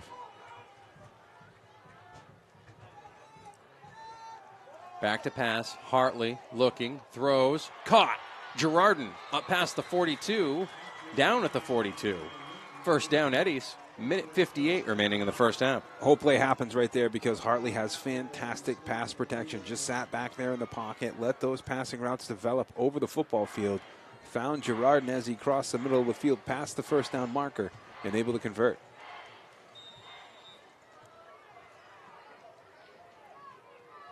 Thomas is going to be flanked out to the near side right. They're going to throw it over to him on a screen play. Back to the 45. He's going to keep his momentum into Lewiston territory out at the 48-yard line. Another first down for the Eddies. Tell you, Weaver is a real tall kid, a nice big target out there. An interesting setup that time, almost a lateral pass. Hartley able to get back enough so that the screen gave Weaver a couple of different lanes. Max Bell coming back on the block, able to spring him loose and pick up a fresh set of downs. That's all that matters. The chains are moving. and they got 4 new ones. And when they do that, that stops the clock until they get reset. Of course, in this case, he had gotten out of bounds. Handoff, Bigos gets ridden down inside the 45, down to the 44-yard line. That was Dominic Colomb, the 5'11" sophomore linebacker. He got him into the turf. Minute 25, the clock ticking. 2nd and 7. Hartley, Bigos to his left.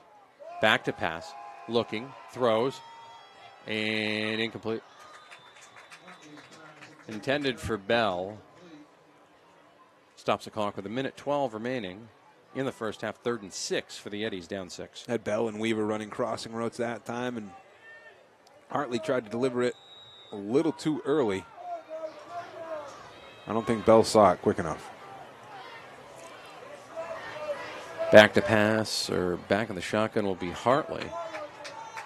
2 receivers out to the far side left, 2 to the near side right. Bigos out to block. Throwing. Pass is incomplete. Looking for Terrell Thomas down the sidelines. Good coverage there by Hunter Landry. Stops the clock with 1:06 remaining in the first half, and it's 14-8 Lewiston.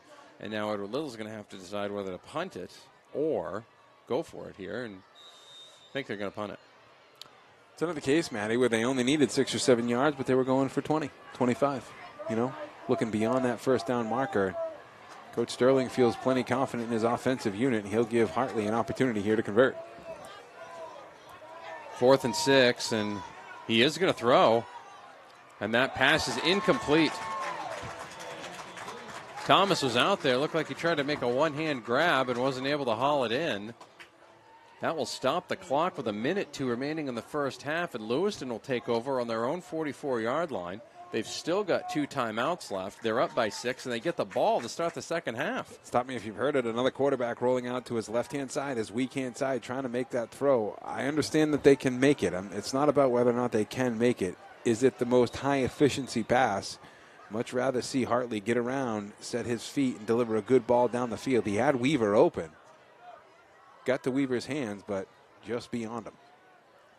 It was Weaver who was able to haul it in with the hand, as Steve mentioned. Cortez at quarterback. Poussard behind him. Handoff, Poussard. He's going to get stopped up the middle. Timeout will be taken with 54 seconds now remaining in the first half, and that'll be taken by Edward Little. Their second. According to the timeout tracker. We'll take a quick break. We'll be right back on the Game of the Week. Falmouth Orthopedic Center. Central Maine Orthopedics. OA Centers for Orthopedics.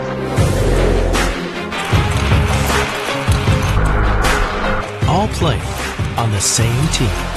Maine's top orthopedic practices have joined forces for more efficient and affordable orthopedic care. Introducing Spectrum Orthopedics. 54 seconds remaining here in the first half. Lewiston leads Edward Little 14-8 on the Game of the Week. On the radio side of things, it's the CMCC Hammond Lumber Game of the Week. The video side of things, it's the MBR Game of the Week from the Spectrum Healthcare Partners broadcast booth. Watch it on YouTube. Just subscribe to MBR Sport there. You'll be notified every time we go live. We'll have playoff action for you next week. We just don't know where yet. Might be here. Might be somewhere else. Who knows? We'll tell you Monday. It's going to be somewhere. Cortez in the shotgun. Landry directly behind him is the deep back. Pitch to Landry. He's going to have to bounce it to the outside, and he is going to get taken way down. Weaver stepped right through Landry at the 40-yard line, and Edward Little will take another timeout to stop the clock with 44 seconds remaining here in the first half. Down 6. They are now out of timeouts. At the half, Sheverson Oxford Hills tied at 7. Interesting. Wells 35-0 over Mountain Valley at the half. They open it up in the second half then. Oceanside 54, Belfast 0 with 4:50 to go in the half. We won't update you on that one. I don't think we'll need to.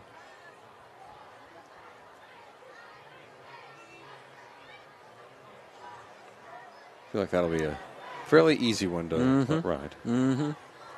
See if maybe Morris and Levitt get rolling at some point. Haven't seen any scores from that one. Have not seen any myself. Brunswick 20, Brewer 14. Reminder, Randy Whitehouse from the Sun Journal will join us at the half.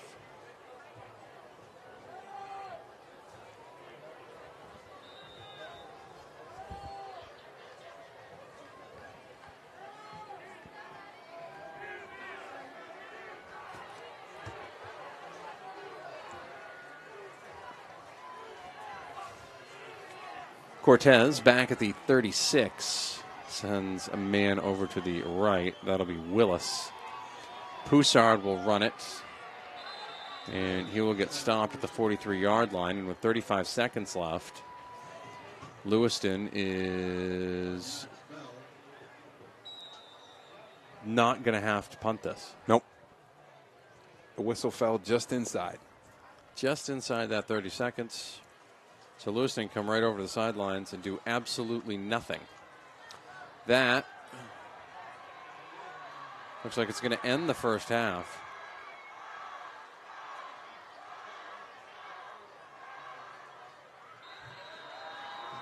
Lewiston's going to take a timeout. They're going to take a timeout with 4 seconds remaining, so they are going to have to punt it.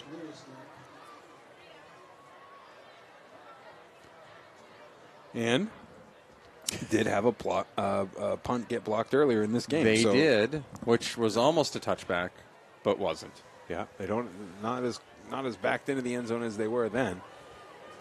So still a scoring opportunity. Big time scoring opportunity, and we've seen special teams plays go the way they aren't supposed to in a lot of different situations here over the last few years here in Eastern A and then Northern A now. 4 seconds remaining here in the first half. You wonder if they're even going to punt it or if maybe they just run around with it and try to blow 4 seconds off the clock here. Probably what I would do.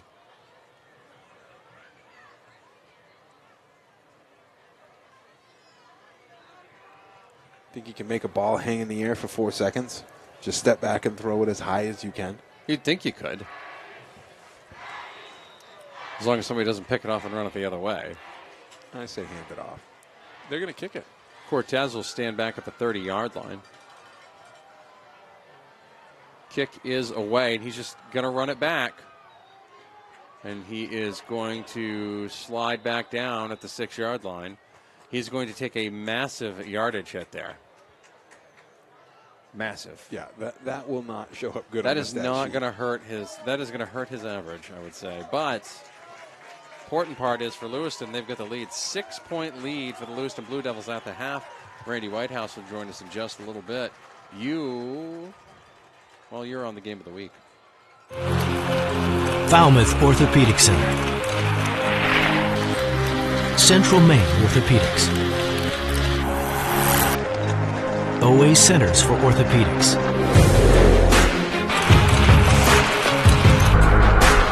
all playing on the same team.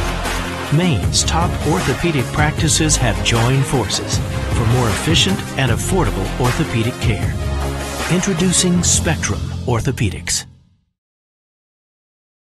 Talking about the Auburn Lewiston YMCA with Brittany Chick-Rennie. Brittany, what's going on over at the Y? We have a lot of exciting things happening at the Y. Our registrations for youth swim, that's all open. Everybody can jump on that, sign their kids up for swim lessons, build their water skills. And then we have our basketball registrations open right now until November 1st for grades pre-K through 6. For more information or to sign your child up, go to alymca.org.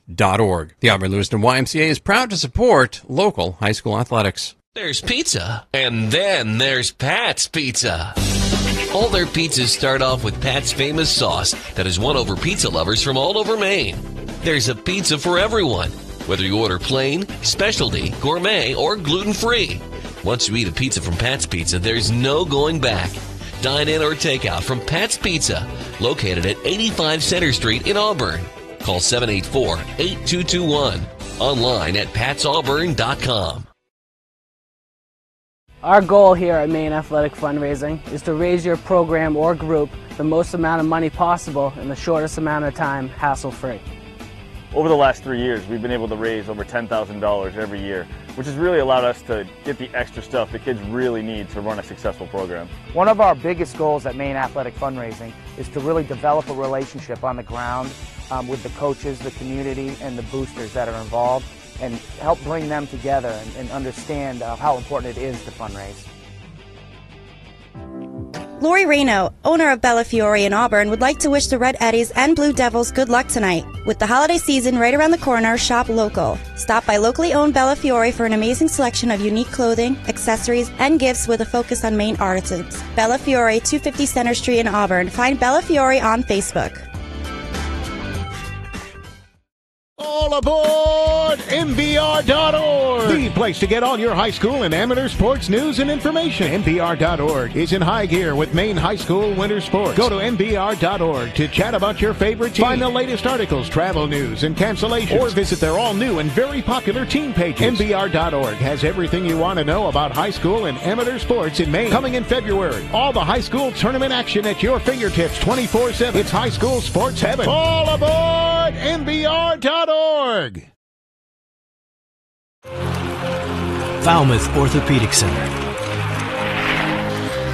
Central Maine Orthopedics, OA Centers for Orthopedics,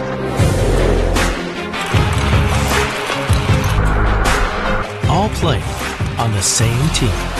Maine's top orthopedic practices have joined forces for more efficient and affordable orthopedic care. Introducing Spectrum Orthopedics. We're at halftime of the Edward Little Lewiston game. Lewiston leads Edward Little 14-8. The CMCC Hammond Lumber Game of the Week on Maine's Big Z, 105.5 AM 1240. On the radio side of things, it's the MBR Game of the Week from the Spectrum Healthcare Partners broadcast booth. Randy Whitehouse from the Sun Journal stops by right now, and Randy, it just seems like a case that Edward Little seems to be making all sorts of little mistakes, and Lewiston has been able to capitalize on more of them than they haven't been able to. Yeah, just tweeting out here, Yale has 104 total yards, and Lewiston has 15. Of course, a good chunk of that was taken out on the last play, the last time-wasting punt run by Cortez. But Lewiston's been opportunistic. And Yale's gotten into Lewiston territory a couple times and hasn't been able to capitalize. So, where I think just about nobody wants to be Lewiston with a halftime lead and Yale trailing at the half. No, I would say not. We'll see what happens here in the second half. Lewiston, of course, has had plenty of halftime leads this year and has struggled in the second half of games, so we'll see if they can reverse that trend here today against their rivals. Get you some scores here while I let Randy finish his tweet, because that's, the stuff that needs to be done. We are going to give you an update on that Oceanside-Belfast game just because I see one. 61-6 Oceanside over Belfast. 2:26 to play in the first half. There. Any baseball scores? Yeah. No, not yet. That doesn't start till 8, luckily. Yeah. Don't have any of that going on quite yet. I don't want to be that distracted for different things. So that, that makes it nice for that sort of thing. Second half for Edward Little, I think you're going to see a little more Bigos. I wouldn't be surprised if you saw Max Bell a little bit more out of the Wildcat. Yeah, it's worked pretty well. And I've been kind of surprised by how little Max Bell's touch a ball.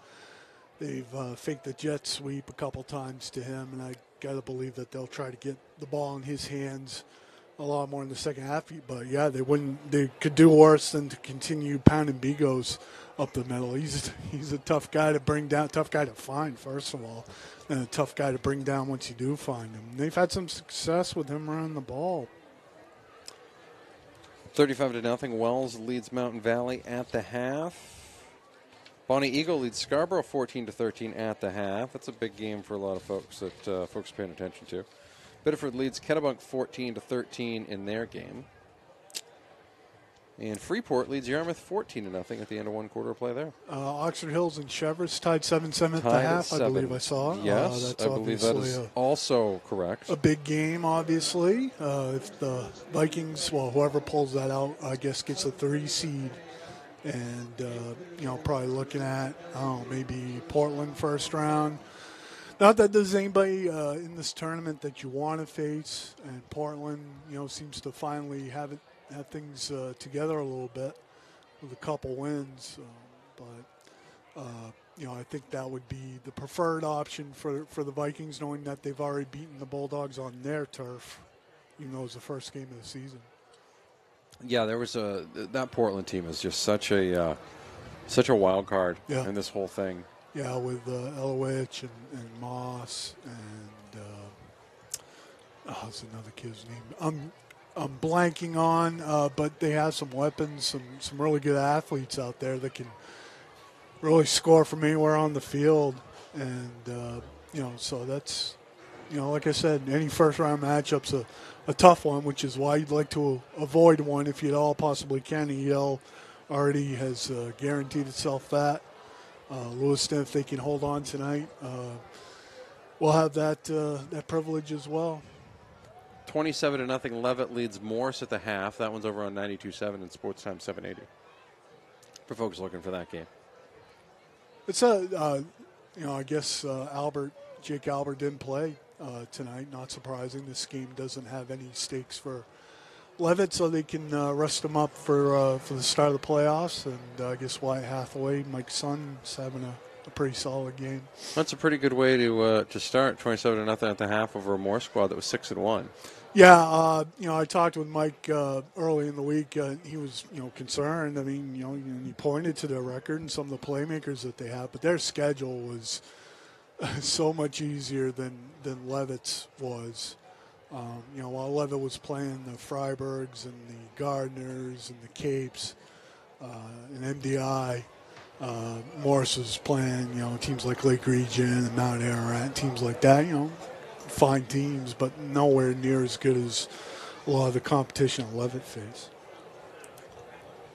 Randy Whitehouse from the Sun Journal. What an atmosphere here tonight. Yeah, we were talking about that down in the field. This is as good an atmosphere as I've seen for one of these games since that PTC championship 15 years ago. And as big a crowd as I've seen. I'm terrible at estimating crowds. I don't know if you have any thoughts on, but it's packed.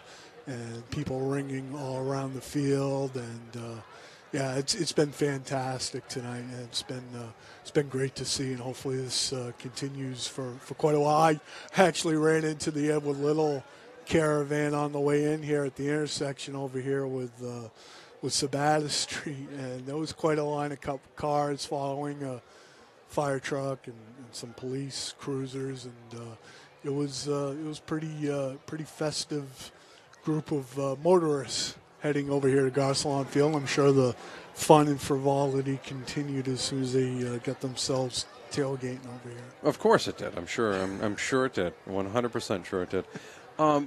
If Lewiston wins this football game, they will have done what in the second half? Well, not turn the ball over. I think they need to get a score, drive the field, take 6-7 minutes off the clock. But they're doing a pretty good job against Yale's passing game. If they find a way to keep Bigos from ripping off 6-7 yards at a carry, if they can get them in some second and long, third and long situations, they'll be in pretty good shape. But it's all about how they handle it mentally as much as anything else. We've seen that on this field and seen it pretty much all season. I think this will make it 7 out of 8 games they've had a halftime lead this year. So, and they've won 3 of those. So this is huge for them, not only for this game but going forward. If Edward Little wins this game, what will they have done in the second half? Turn Lewiston over a couple times, giving themselves a short field and finished off drives. I mean, that's the thing. They've been over in Lewiston territory a couple times, and they've kind of petered out. So they need to sustain the drives and finish them, and not give up any big plays on the Lewiston side. Landry's capable of breaking one any time, capable of doing that on special teams too. So keep him from being a major factor in terms of, if not scoring, field position. Randy Whitehouse from the Sun Journal, pushing read his article afterwards tonight sunjournal.com. Now, are you going to do that article here? Do you go back to the office to write that? Yeah, I'm going back to the office and then do our tune in to our Facebook Live. Usually airs somewhere around 11:30, midnight or so. We talk about all the games that we saw tonight and some we didn't see, and make declarations for every team based on that, and hot takes, and we make Stephen A. Smith look like an amateur. Well, I mean, only the hottest takes from the Sun Journal crew. That's what we do. That's, you don't want to do that around the papers, though, because that could start a fire, and we don't really want to do that. I feel like that would probably not be wise, probably frowned upon a little bit. Edward Little starting to take the field here. Lewiston still not quite out there yet. They'll be getting there soon. Lewiston leads 14-8 at halftime. Randy Whitehouse from the Sun Journal joins us here. Is there concessions here?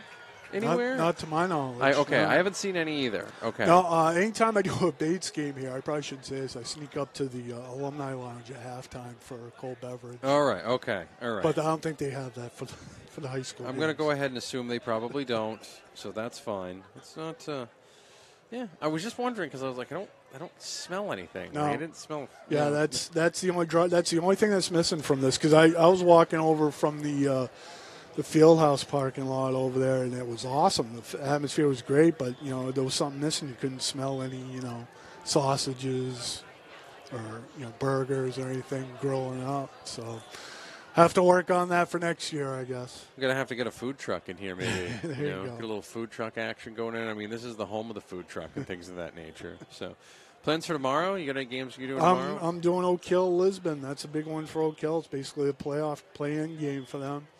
And Lisbon would like to wrap it up and wrap up the number 3 seed and head into the postseason on a win. So that'll be a good game. It's a great rivalry. It's supposed to be a great afternoon. I'm looking forward to it, and hopefully no incidents, involving Lisbon or anybody like that. Right. Yes. Hopefully the Raiders can keep to themselves. Minute 30 remaining here at halftime. 14-8 Lewiston up 6 over Edward Little. Randy, thank you very much. Yeah, thanks, Matt. Talk to you Monday. Yes, we'll talk to you Monday on the B-List at 11 a.m. on Sports Time 780 and SportsTimeMaine.com. Go Astros. No, thank you. We'll take a break. More on the way. Falmouth Orthopedic Center. Central Maine Orthopedics. Always Centers for Orthopedics.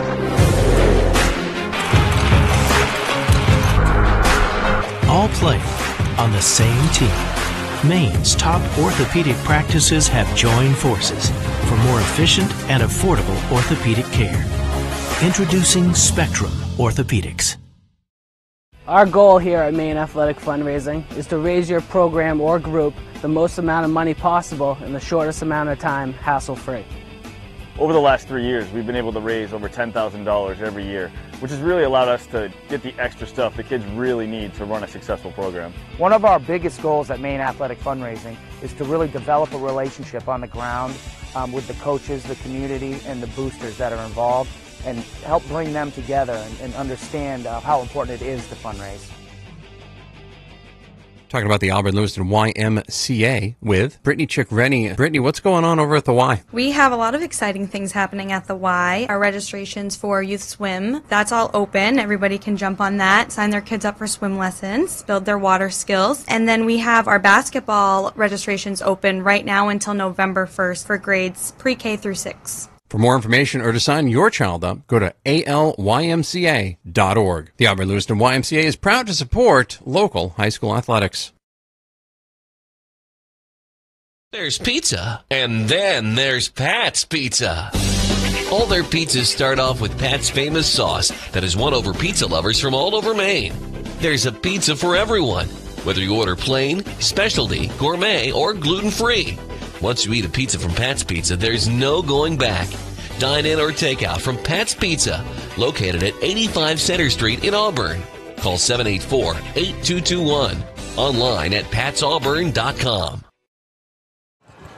Welcome back. Kickoff is away from Edward Little to Lewiston. Hunter Landry will take it at the 25-yard line. He'll cut it back up the middle of the field to the 35, and he will be stopped there. And that is where the Lewiston Blue Devils will take over, going left to right on your radio dial, leading 14-8 here to start the third quarter. It is the MBR Game of the Week from the Spectrum Healthcare Partner Studios on the video side of things. MBR Sport on YouTube to subscribe and notify when we go live. On the radio side of things, it's the CMCC Hammond Lumber Game of the Week on Maine's Big Z, 105.5 and AM 1240. Whilst you were interviewing Mr. Whitehouse, I was amongst the people. Yes, a man of the people you are. A lot of static about that safety call. A lot of it. Reasonings about why it can and can't be a safety. Folks, it was a safety. The points are staying up there. Right. We'll see if that affects anything later on.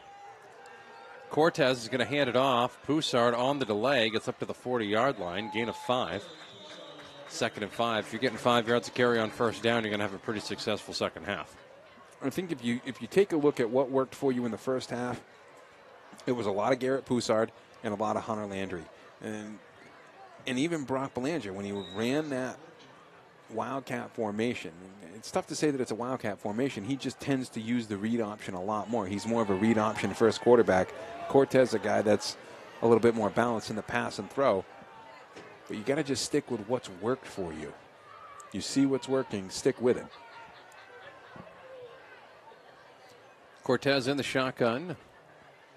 Poussard behind him, gets a delayed handoff, stops at the 41, maybe just shy of the 42-yard line. It'll be 3rd and 4. Terry out wrapped him up at the legs. Helped on the play by Terrell Thomas as well.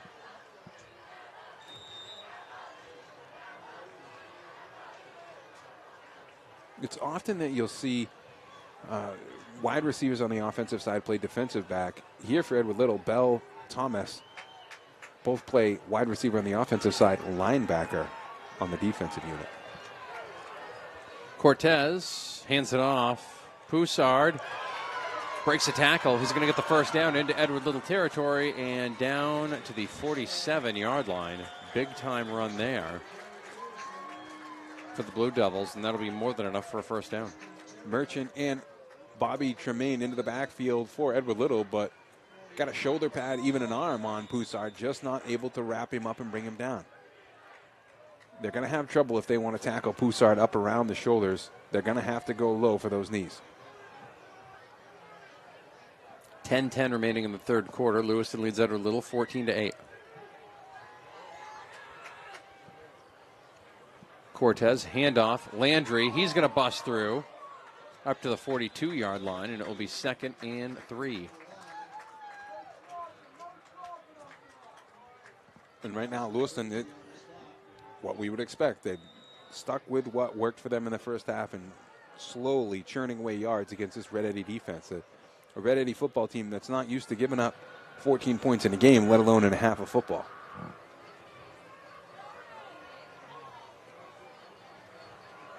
Offensive line for Lewiston, doing a good job so far. Handoff, Landry breaks tackle. Breaks more tackles. They blew the play dead before the ball went down, and it will be 3rd and 1. Gain of 4. It's a theme that's repeating itself. That time, Tracy into the backfield, able to get a shoulder pad on Poussard, but just not able to interrupt any of his momentum. Poussard able to continue down the football field.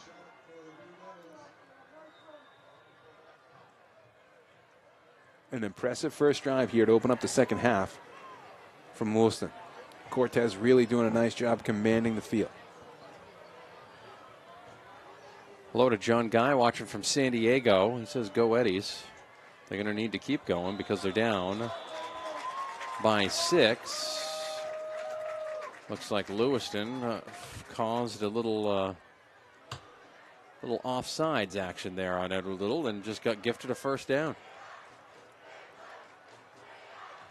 Look, if you start to build momentum against a team, you get them thinking a little bit too much. They're thinking in their heads, anticipating, and then you jump off sides.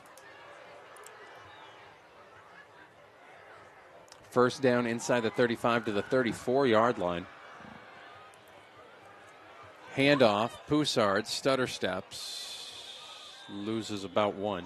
2nd and 11. Latrell Thomas that time in on the stop. Also number 66 for Edward Little, Kevin LaChance. LaChance only a junior, but one of the stalwarts in the middle for the Red Eddie defense. Next to him, a sophomore, Gunnar Winslow. Cortez back to pass, looking, has Belanger, and he can't get back to it, incomplete. A little underthrown, and Belanger tried to make a run at it to try and draw a pass interference penalty and did not get anything out of that. Belanger was covered by Eric Robinson, and Robinson not really keeping his eye back for the football. Belanger had the eye for it. Had that ball been thrown a little bit better, good chance that would have been 6 more points on the board for the Blue Devils.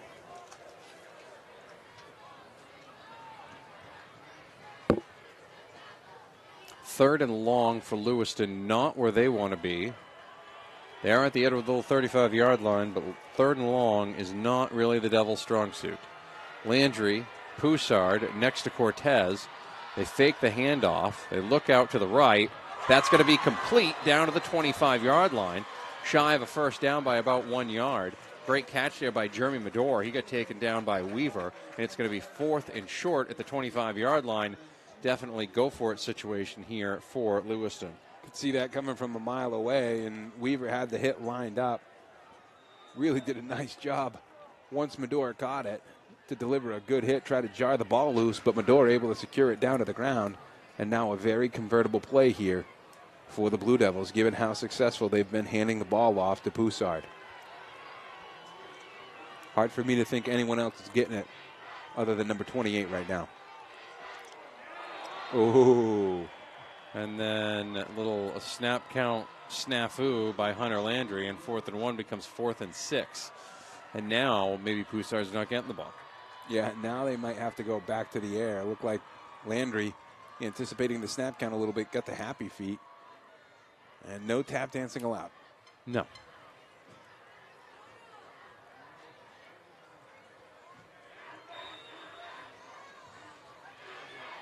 They'll restart the clock with 7:10 remaining in the third quarter. First drive of the opening of the second half for Lewiston.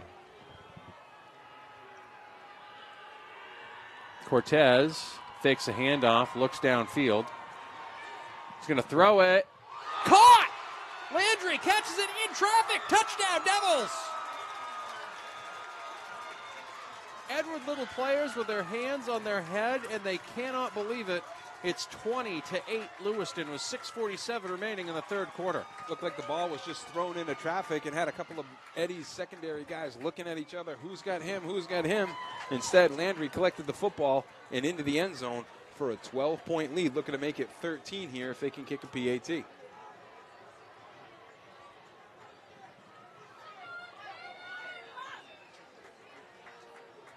Whiting to kick it, Belanger to hold it. Kicking left to right. Snap down, kick is up, kick is off to the left, no good. Lewiston's been leaving some points on the board there, but I think they'll be happy with the results so far. 20-8, Lewiston leads Edward Little. It's a battle of the bridge. You're listening to Maine's Big Z and watching on MBR.org. We'll be right back. There's pizza, and then there's Pat's Pizza. All their pizzas start off with Pat's famous sauce that has won over pizza lovers from all over Maine. There's a pizza for everyone, whether you order plain, specialty, gourmet, or gluten-free. Once you eat a pizza from Pat's Pizza, there's no going back. Dine in or take out from Pat's Pizza, located at 85 Center Street in Auburn. Call 784-8221. Online at patsauburn.com. Welcome back to the Game of the Week from the Spectrum Healthcare Partners Studios. Subscribe to MBR Sport on YouTube, and you can watch it live, just like John is out in San Diego. 20-8, Lewiston with the lead. On the radio side of things, it's Maine's Big Z, 105.5 AM 1240. Kick is away. That is Bobby Tremaine. Blocked a punt earlier, had a couple of other plays as well. He runs it out of bounds, out past the 35. They will mark him at the 37-yard line, which is where the Edward Little Red Eddies will take over. Down by 12, 6:42 remaining in the third quarter. Edward Little's undefeated season currently on red alert. You've just given the Blue Devils defense a reason to pin their ears back and just go hog wild on defense. And I'll tell you what, That's what you got to do if you're playing with that 12-point lead. Everett Little has got to not try to do too much offensively. And False as soon start. as you say that, you get a false start, and that's once again trying to hit a 12-run homer when you've got to do it one play at a time. And Lewiston's putting the pressure on them. They're rushing the line of scrimmage. They're trying to jump up into the center's face and see if they can't force a snap out. It was Weaver that time that actually jumped off sides out at the receiver position.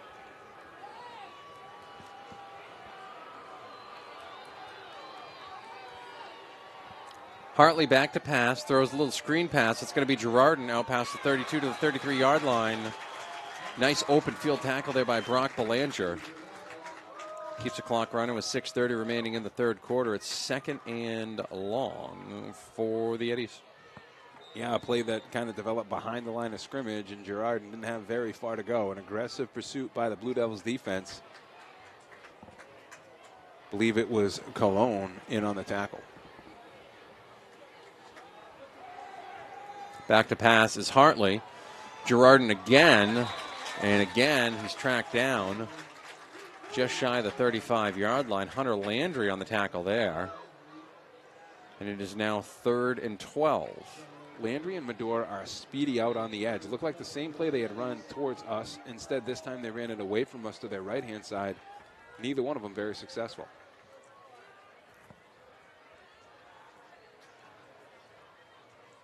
Edward Little looks over to the sidelines for the play call. Look a little disjointed right now, Steve. Yeah, they're just trying to figure out what's working. I'd have stuck with Bigos. Hartley back to pass. Rolls out. Gets out past the 40 and out to the 47-yard line. I think he's going to have just enough for a first down. I think he is going to have enough. That was John Elway with a helicopter tackle against Green Bay in '97. Looked like he had another gear. Once he started to step through the line, seemed like he really picked up a bunch of momentum and took on the final tackler, able to get past that first down marker and pick up a fresh set for the Eddies. Big first down there. What looked like their back was against the wall.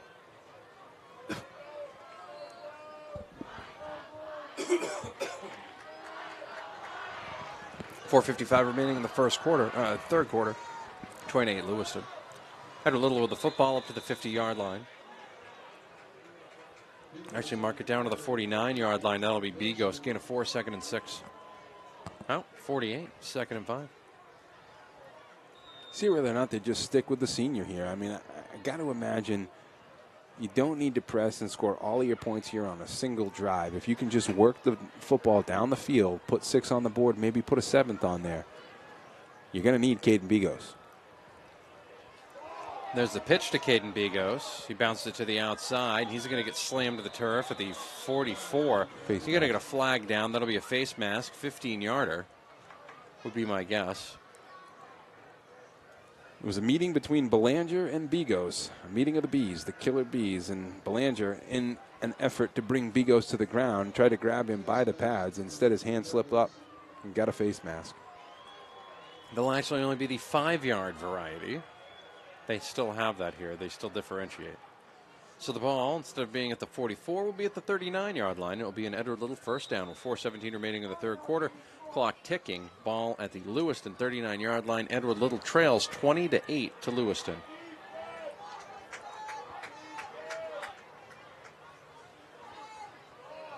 Hartley's going to run it off to the left, up to the 38 and down to the 36-yard line. Gain of 3, 2nd and 7.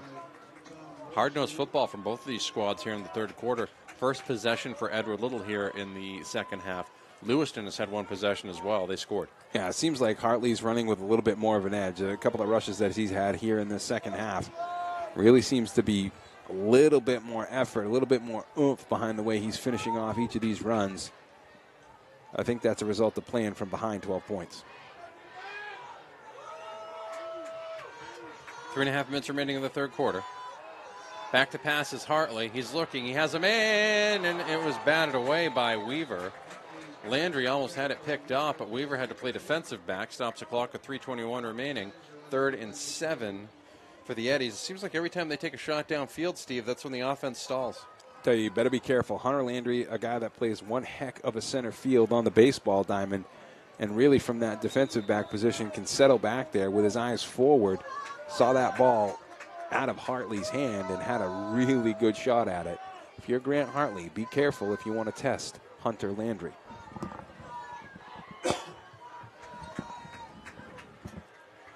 Set a man in motion. That'll be Hamill rolling out to pass. Batted away, incomplete. That was intended for Max Bell, but Sean O'Donnell got the hand on it. And that'll force a 4th and 7. 3:16 remaining in the third quarter, and Lewiston still leads by 12. Seems like Lewiston is keyed in on something that they see in the helmet of Grant Hartley. They've got an idea of where he wants to go with the football when he makes his read, and they're trying to jump each of those routes. Nice job that time by O'Donnell.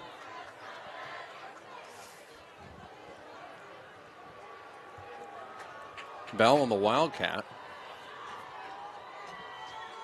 on a 4th and 7. He's going to run it off to the right side, tries to cut it back. He's going to get inside the 30, and he's going to be shy. He's going to be just shy. He's going to be about a half-yard shy of a first down. Bell with a good cutback there, but was not quite going to make it. Another stand by the Lewiston defense. With 3:09 remaining in the third quarter, Lewiston leads 20-8. You know, that's not an offensive set that started off the right way for Edward Little. They got into that 3rd and long. Hartley able to pick up the first down. They able to get a couple of first downs. Not really the rhythm that you want to see out of your football club coming out here in your first drive in the second half. Really puts the onus on the defense here to get the ball back. Certainly if you're Lewiston here, you can play with the benefit of this 12-point lead. A whole heck of a lot of Poussard, Belanger, and Landry. There's Landry now running off to the left side. He's going to cut it up the field inside the 35 out to the 39-yard line. Gain of 8, 2nd and 2. Stays in bounds.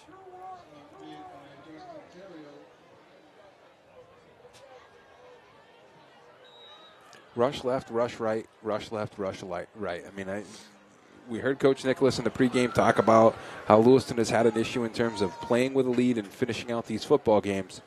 So a big opportunity here for these guys to grow. Low snap handled well by Cortez. He gets it off to Poussard, and he's going to get enough for the first down out to the 41-yard line. Just shy of the 42. Terry out wanting to deliver a message for Edward Little. Even if you do get a first down, we'll make you pay for it. Edward Little trails Lewiston 20-8. 2:23 remaining in the third quarter.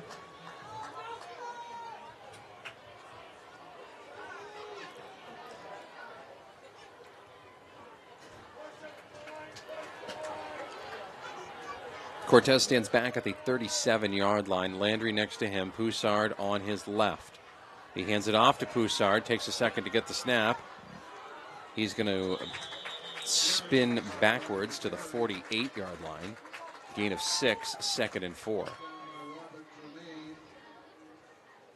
This is a big drive here for Lewiston. It would make it a 3-possession game headed into the fourth quarter.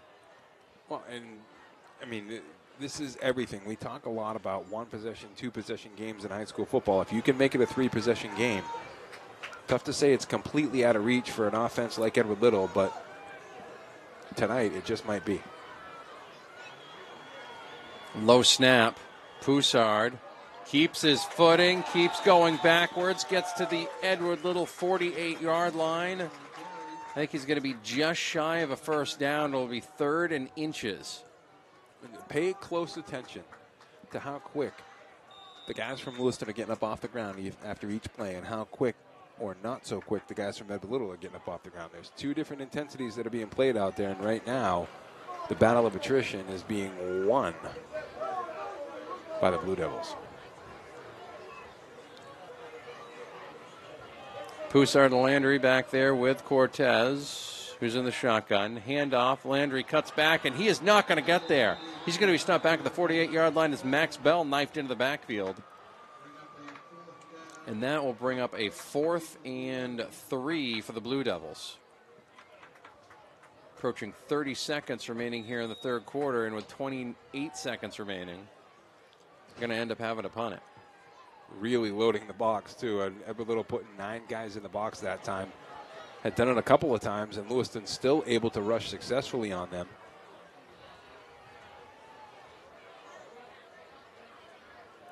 Cortez is back there. He's got Poussard next to him. He's going to now back to the 37-yard line in punt formation. Punt is away. He's going to bounce at the 25, take a little Lewiston roll down to the 21-yard line, and that will end the third quarter. 20-8, Lewiston with a lead. We'll be right back in 1 minute on Maine's Big Z 105.5 AM 1240 and MBR.org for the video stream. We'll be right back. Talking about the Auburn Lewiston YMCA with Brittany Chick-Rennie. Brittany, what's going on over at the Y? We have a lot of exciting things happening at the Y. Our registrations for youth swim, that's all open. Everybody can jump on that, sign their kids up for swim lessons, build their water skills. And then we have our basketball registrations open right now until November 1st for grades pre-K through 6. For more information or to sign your child up, go to alymca.org. The Auburn Lewiston YMCA is proud to support local high school athletics. There's pizza, and then there's Pat's Pizza. All their pizzas start off with Pat's famous sauce that has won over pizza lovers from all over Maine. There's a pizza for everyone, whether you order plain, specialty, gourmet, or gluten-free. Once you eat a pizza from Pat's Pizza, there's no going back. Dine in or take out from Pat's Pizza, located at 85 Center Street in Auburn. Call 784-8221. Online at patsauburn.com. Welcome back. It's the MBR Game of the Week from the Spectrum Healthcare Partners broadcast booth. We're at Garcelon Field at Bates College. Lewiston leads Edward Little 20-8. On the radio side of things, it's a CMCC Hammond Lumber Game of the Week on Maine's Big Z 105.5 and AM 1240. You can subscribe to MBR Sport on YouTube. You can watch the game there live. You'll get the same audio feed that you'd get on the radio. And you can watch it on demand after the game. Will we be back here next week? Or will both Lewiston and Edward Little have a week off next week? We'll find out momentarily. About 12 minutes or so, actually. Handoff is going to go to Hamill. He's going to use the force and get up to the 25-yard line, gain of 4. And you've got a Lewiston entry out there by the 21-yard line. And I believe that is Brock Belanger who's on the field, laying on his side. We will take an injury timeout, and we'll be right back. Talking about the Auburn Lewiston YMCA with Brittany Chick-Rennie. Brittany, what's going on over at the Y? We have a lot of exciting things happening at the Y. Our registrations for youth swim, that's all open. Everybody can jump on that, sign their kids up for swim lessons, build their water skills. And then we have our basketball registrations open right now until November 1st for grades pre-K through 6. For more information or to sign your child up, go to alymca.org. The Auburn Lewiston YMCA is proud to support local high school athletics. Lori Reno, owner of Bella Fiore in Auburn, would like to wish the Red Eddies and Blue Devils good luck tonight. With the holiday season right around the corner, shop local. Stop by locally owned Bella Fiore for an amazing selection of unique clothing, accessories, and gifts with a focus on Maine artisans. Bella Fiore, 250 Center Street in Auburn. Find Bella Fiore on Facebook. All aboard MBR.org, the place to get all your high school and amateur sports news and information. MBR.org is in high gear with Maine high school winter sports. Go to MBR.org to chat about your favorite team. Find the latest articles, travel news, and cancellations. Or visit their all-new and very popular team pages. MBR.org has everything you want to know about high school and amateur sports in Maine. Coming in February, all the high school tournament action at your fingertips 24/7. It's high school sports heaven. All aboard MBR.org. Lori Reno, owner of Bella Fiore in Auburn, would like to wish the Red Eddies and Blue Devils good luck tonight. With the holiday season right around the corner, shop local. Stop by locally owned Bella Fiore for an amazing selection of unique clothing, accessories, and gifts with a focus on Maine artisans. Bella Fiore, 250 Center Street in Auburn. Find Bella Fiore on Facebook. Welcome back. Brock Belanger coming off the field with a little bit of assistance. Big loss if he can't come back into this game, Steve, for the Blue Devils. He's an offensive weapon, a defensive weapon, and an overall leader on this football field. We'll see whether or not he's able to come back. 12-point lead for Lewiston. Bigos gets a big run. out past the 30 and out to the 34-yard line. First down for the Eddies, 11:43 remaining in the fourth quarter. Lewiston feels like they're ahead by a lot, but it's only 12 points right now in the fourth quarter. Yeah, and I think if you're ahead with little, you don't have to try to press too much here, but the idea here is if you can get down, score inside of 6 minutes, I think you'd be pretty happy. Handoff, Bigos does not find nearly as much running room that time, gains about a half a yard. Good job by the Lewiston defensive line there to sneak back and, as the coaches would say, create leakage. Well, at the point that Bigos continues to gouge you for runs, instead you load up the box, overplay that run, and force the Eddies to try to pass the ball, given the fact that you're playing with that lead. And Grant Hartley really has had trouble finding his receivers tonight. Hartley with a pitch. Back to Bigos, and he's going to go nowhere. Poussard takes him down back inside the 30, down to the 28-yard line. Oof. Tell you, that senior Garrett Poussard has been all over this football field. He's been an absolute force rushing the ball and really a dominating force defensively. Oh, he's not a senior either. Yeah, he is a senior. 6'2", 200 pounds. Hartley in the shotgun, 3rd and 16 for the Eddies. Under pressure is Hartley, and he's going to go down at the 32-yard line. He's taken down there by Jeremy Medore. They'll mark him at the 33, and Edward Little will once again have to punt. Down 12, 10-10 remaining, 20-8, Lewiston with the lead. Looks to me like Mr. Hartley would prefer that they try to go for it instead. Coach Sterling is elected to kick this one away. Use his defense.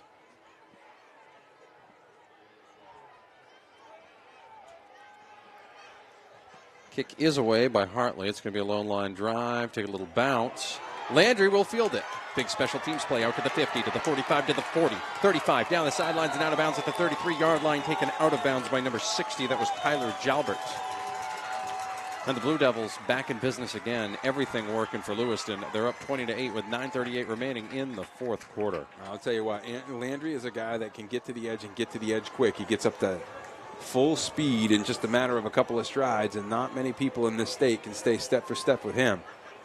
Again, it was a matter of angles, and nice job by Jalbert, only a sophomore, to close out Landry.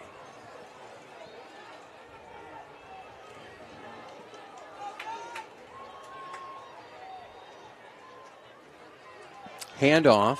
Poussard bounces it back to the outside of the 30, into the 29, and spun down to the 25-yard line. Weaver flings him to the ground. That'll be a gain of 7. 2nd and 3, 9:20 remaining in the fourth quarter. Close to springing one all the way around the edge. That time was Poussard, and he is running with an absolute mission.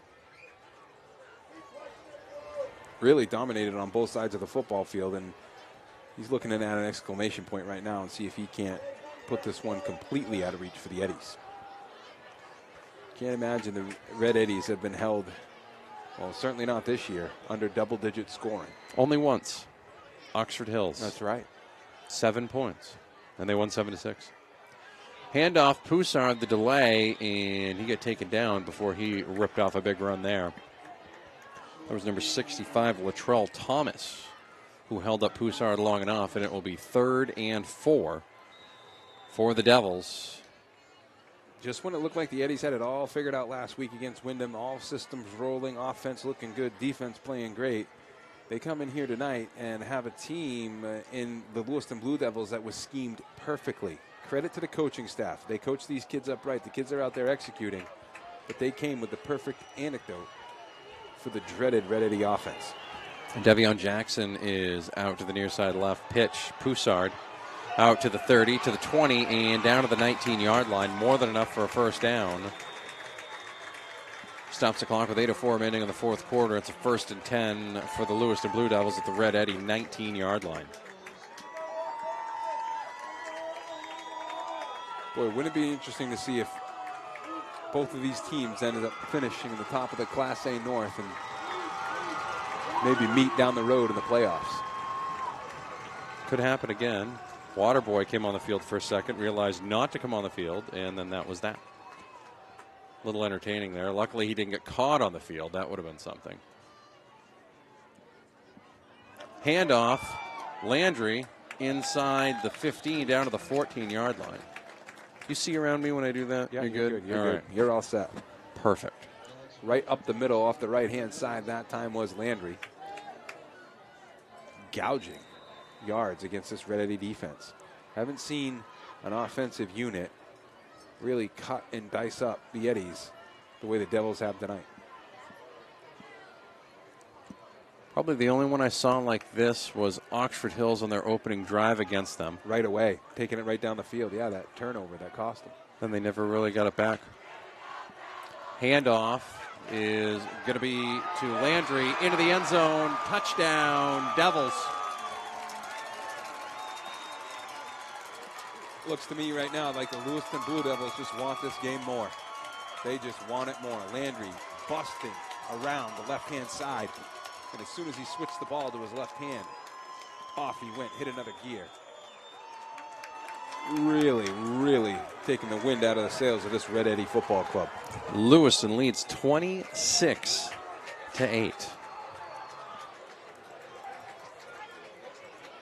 With 6:54 remaining in the fourth quarter, Jaheim Whiting will come in to attempt the extra point.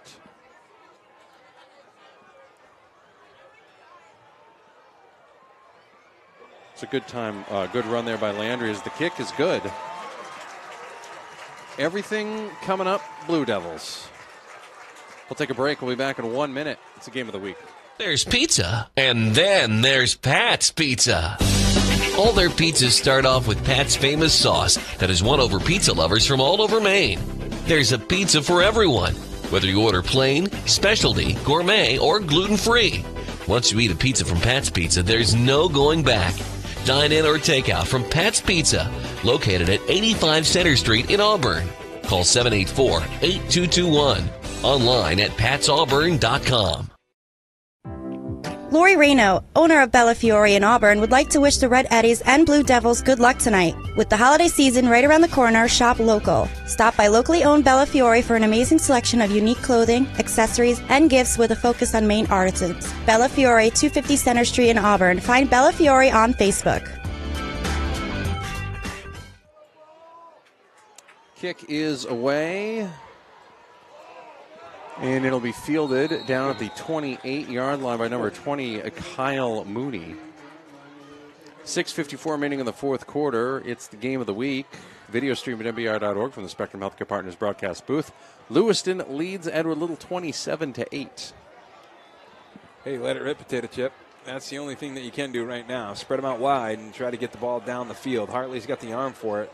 Eddie certainly have the athleticism for it, but Lewiston's going to make it difficult.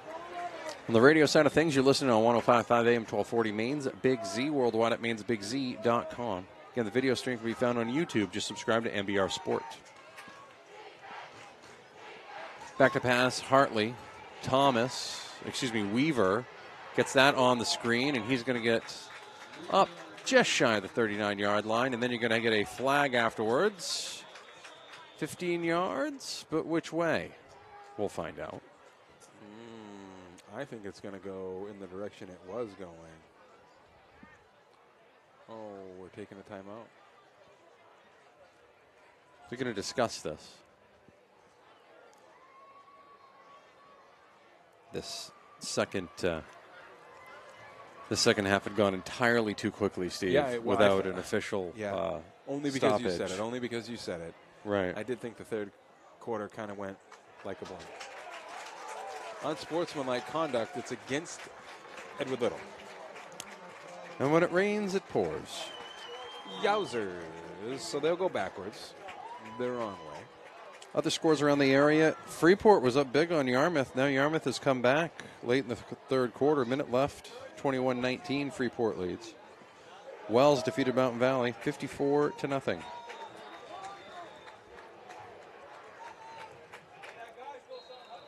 Scarborough leads Bonnie Eagle 28-14. Wow. You get a timeout on the field here. We'll take a break. We'll be right back. You're listening to and watching the game of the week. Our goal here at Maine Athletic Fundraising is to raise your program or group the most amount of money possible in the shortest amount of time, hassle-free.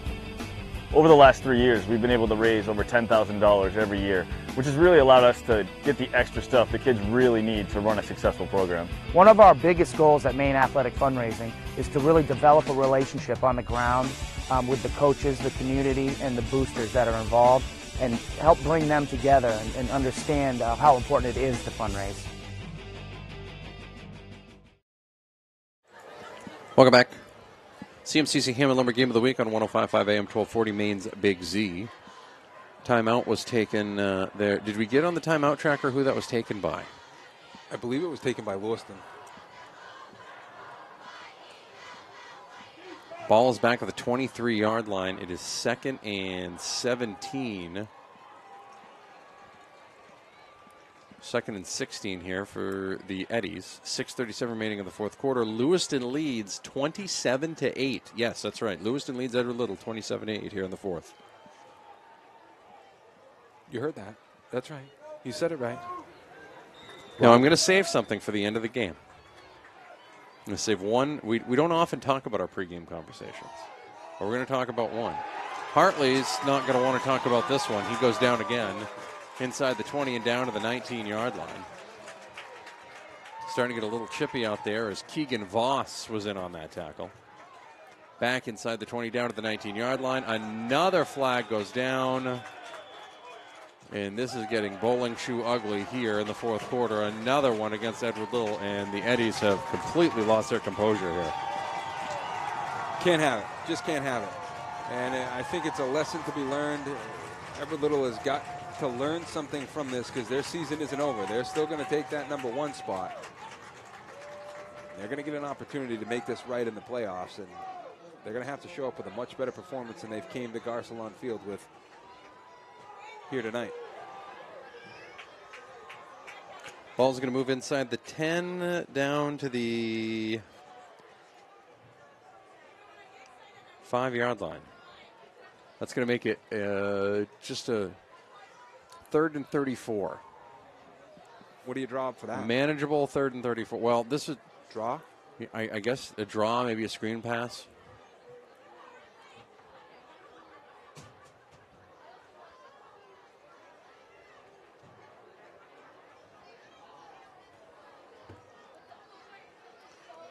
And they're going to move it now down to the 8-yard line, I guess. That's where they figured where the half is. Timeout EL. No. He just an changed his official's mind. timeout. Just kidding. It's We're going good. to be Lewiston now. It's going to be a Lewiston timeout. That's a Lewiston timeout. We'll take a timeout as well. Everybody's going to get played twice today. 27-8 Lewiston on the game of the week. Lori Reno, owner of Bellafiore in Auburn, would like to wish the Red Eddies and Blue Devils good luck tonight. With the holiday season right around the corner, shop local. Stop by locally owned Bellafiore for an amazing selection of unique clothing, accessories, and gifts with a focus on Maine artisans. Bellafiore, 250 Center Street in Auburn. Find Bellafiore on Facebook. Falmouth Orthopedic Center. Central Maine Orthopedics. OA Centers for Orthopedics.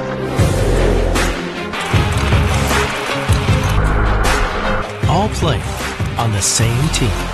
Maine's top orthopedic practices have joined forces for more efficient and affordable orthopedic care. Introducing Spectrum Orthopedics.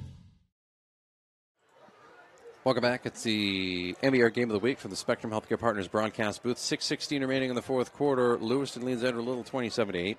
On the radio side of the ledger, you're listening to the CMCC Hammond Lumber Game of the Week on 105.5 AM 1240.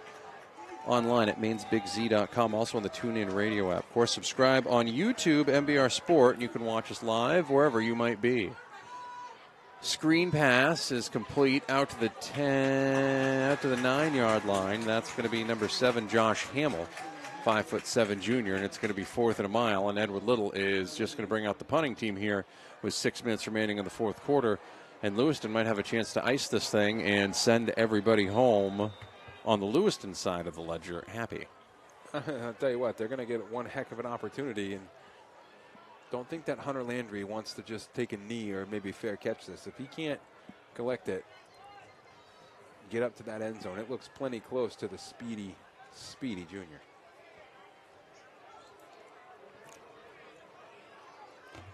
Federal a little all discombobulated. And now it's going to be a delay of game or a timeout.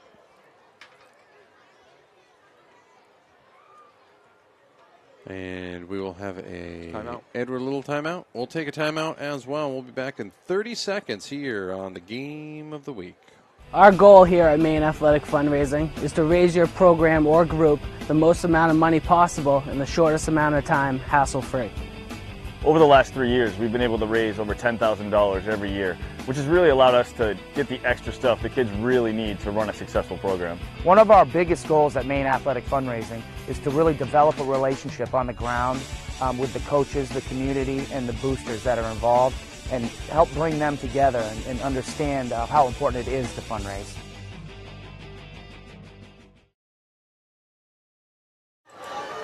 Welcome back. 5:27 remaining in the fourth quarter. EL trails Lewiston 28-8. 27-8 on the Game of the Week. Kick is away by Landry, by Hartley to Landry, down the sidelines, inside the 25 and down to the 21-yard line. Can you explain to me why that scoreboard changed when it was 27-8? Yeah, I have no idea. Okay, thanks. 27-8 was the score. 5:14 remaining, and Lewiston will take over with the ball at the Edward Little 20-yard line. Yeah, 27, without question. It's right on your screen.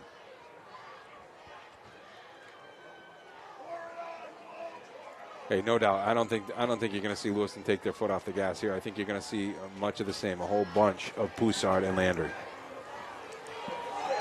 And there is Poussard inside the 20, cuts it back, down the sidelines, and out of bounds at the 11, and then you're going to have a flag down, probably with a late hit. Most likely. Most likely another sign that Edward Little has just really fallen out of it. Completely out of character, not what we've seen in 7 games. 7.5 games, actually, for Edward Little. Personal foul against the EL. That'll be half the distance to the goal.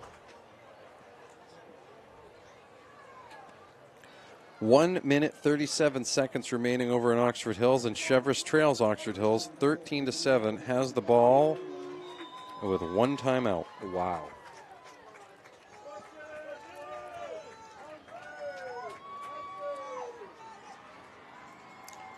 Cortez back at the 10-yard line.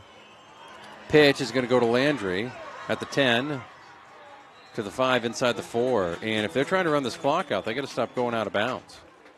Not the smart way to do it. No, just slide down. You're not going to gain anything more than a half yard, and you're saving a bunch of time here. Scarborough leads Bonnie Eagle 35-14 in the fourth quarter.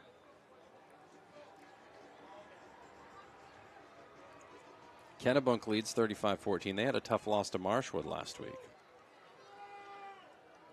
Trip Bush with a 44-yard touchdown run. He was very impressive to watch last week. It's a fun place to watch a game. Also a fun place to watch a game is right here at Garcelon Field, especially if you're a Blue Devils fan right now. Handoff up the middle. That's going to be Poussard. He's going to be just shy of the end zone. He's going to get down to the 1-yard line. And it is going to be 4th and short. Excuse me, 3rd and short. Only need about a yard to get into the end zone. See whether or not they use the long side of the football field. Ball is over at the left hash. Got to imagine some sort of pitch off to the right-hand side, either to Landry or Poussard. Most likely Poussard, the senior.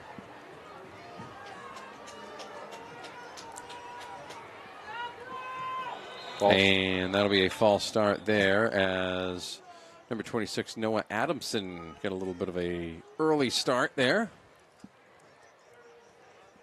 Certainly looked like it was going to Poussard. I believe you were right.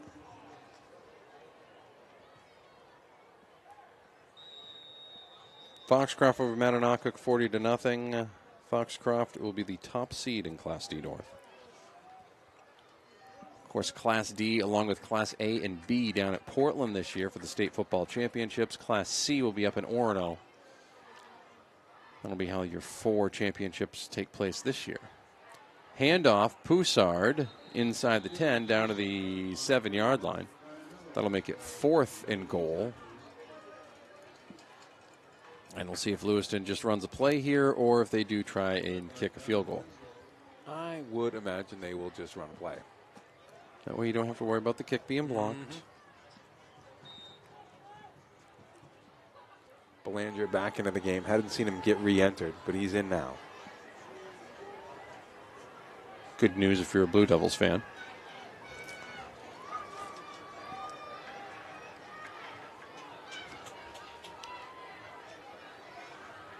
Back to pass is Cortez into the end zone. Touchdown, Devils. Jason Willis, yippee-ki-yay, touchdown. 33-8. Lewiston with the lead over Yale.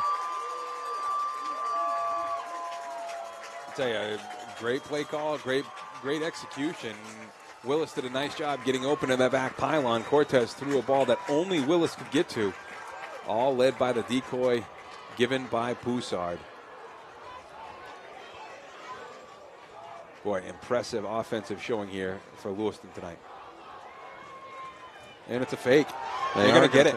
And they are going to get it there. Brock Belanger into the end zone. 35-8 now. Lewiston with the lead. And 3:09 remaining in the fourth quarter. We'll take a break, and we'll be back in 1 minute here on Maine's Big Z and MBR.org. All aboard MBR.org, the place to get all your high school and amateur sports news and information. MBR.org is in high gear with Maine high school winter sports. Go to MBR.org to chat about your favorite team. Find the latest articles, travel news, and cancellations. Or visit their all-new and very popular team pages. MBR.org has everything you want to know about high school and amateur sports in Maine. Coming in February, all the high school tournament action at your fingertips 24/7. It's high school sports heaven. All aboard MBR.org. There's pizza, and then there's Pat's Pizza. All their pizzas start off with Pat's famous sauce that has won over pizza lovers from all over Maine. There's a pizza for everyone, whether you order plain, specialty, gourmet, or gluten-free. Once you eat a pizza from Pat's Pizza, there's no going back. Dine in or take out from Pat's Pizza, located at 85 Center Street in Auburn. Call 784-8221. Online at patsauburn.com. Welcome back. Bell fields it, gets up past the 30. That's where he'll be stopped with 3 minutes remaining in the fourth quarter, and Edward Little is down 35-8 to Lewiston. We're officially going to call it 35-8. We don't know what happened with the scoreboard. We're searching. We are searching.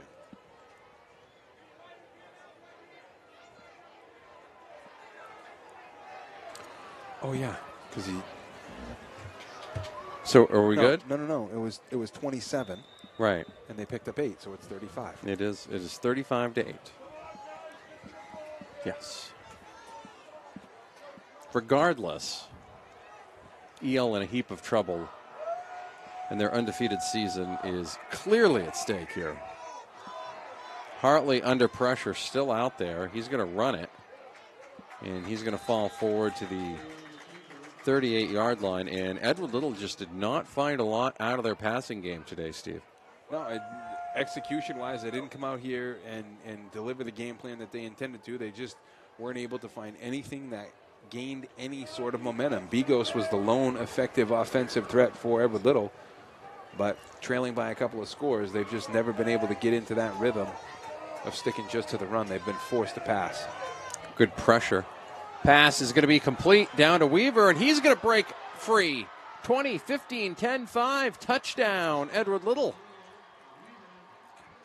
Tell you what seemed like a kind of freewheeling play. Hartley leaking out to his right-hand side, just heaving the ball down, and Zaber Weaver able to go up and collect it in the cloud of traffic of Blue Devils and run it all the way down in the end zone.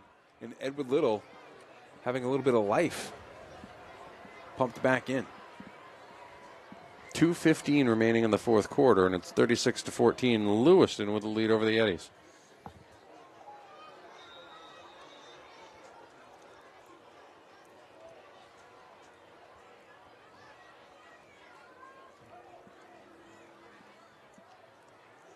EL heads out onto the field. I bet they'd want to know they're a point closer than they actually are. Right. Maybe. We'll see if it comes down to it. Hartley in the shotgun sends a man in motion. That'll be Kaiser.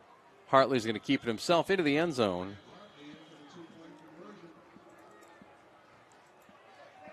Now 35-16. Lewiston with the lead over EL. Still looking at 3 scores here, so you've got to figure Edward Little's going to have to kick the ball on sides here. Recover it, score, do that again. Look, we've all seen the game out of Texas that ended in, 12 or 13 onside kicks in a row. Certainly not out of the question here. It's a matter of execution. So fully got to expecting the onside kick here. Can Lewiston recover it? And if they do, with 2:15 to play, they're not going to have to do very much. Don't have your guys run out of bounds would be my suggestion. That's what I'd stay in bounds. Lewiston has already had one heartbreaking loss this year when they thought they had it won in a game against Deering.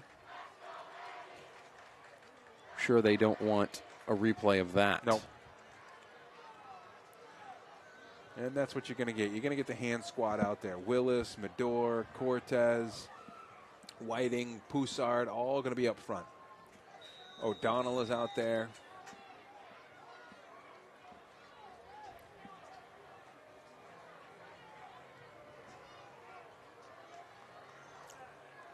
Willett will kick it. And kicks it a little too hard. Out of bounds. And Lewiston will just take it over. Ice this clock and be on their way. Edward Little has 2 timeouts. Down 35-16.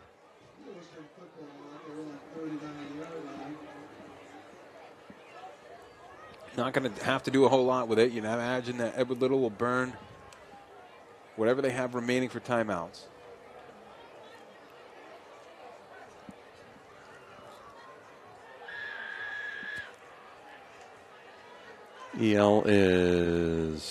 Lewiston's taken over inside their own 40-yard line at the 39 with 2:15 remaining in the fourth quarter. Fans have decided it's time to go. Yes, the Edward Little side has cleared out quickly. Handoff. Poussard busts through the middle. He cuts it back up the middle to the 50, to the 45, to the 40, to the 35, to the 30, to the 25, to the 20, to the 15, to the 10, to the 5. Touchdown. Poussard, 61 yards. Well, up to that point, Edward Little had limited the big play. Not that time. And all the credit goes right on the shoulders of Garrett Poussard. He has had a huge night.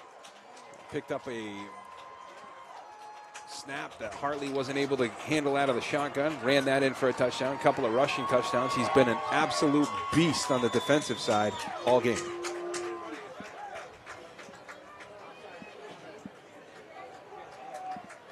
(41-16) Blue Devils, 2 minutes and 2 seconds remaining here in the fourth quarter.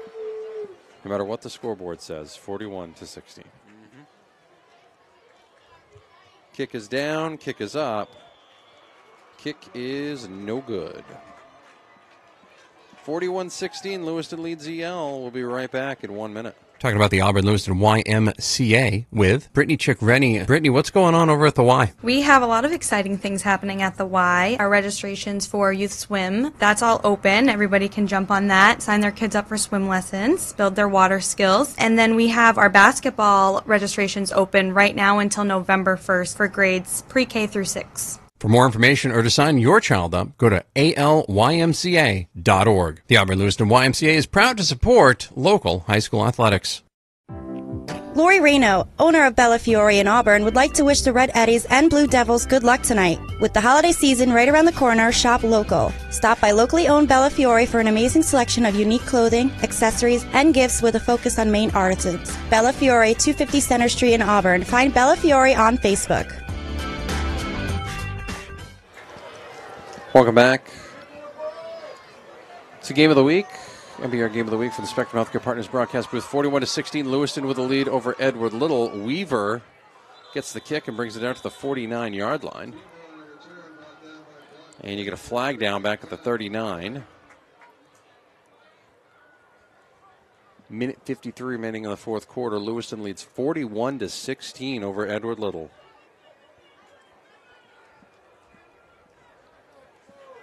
Tell you what, even on that special teams play, there was some guys going down the football field on an absolute mission to seek and destroy. There is going to be a lot of that this evening. Yep. For the rest of this evening, however long this lasts. Kids will feel this, that's for sure. Leave it all out on the field if you can.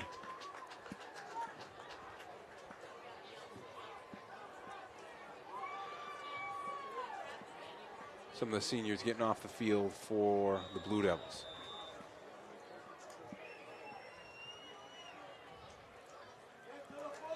Hartley still in there for the Eddies. Back to the 25. Back to pass. Looking, steps up. He's going to run into the open field, and he fumbles.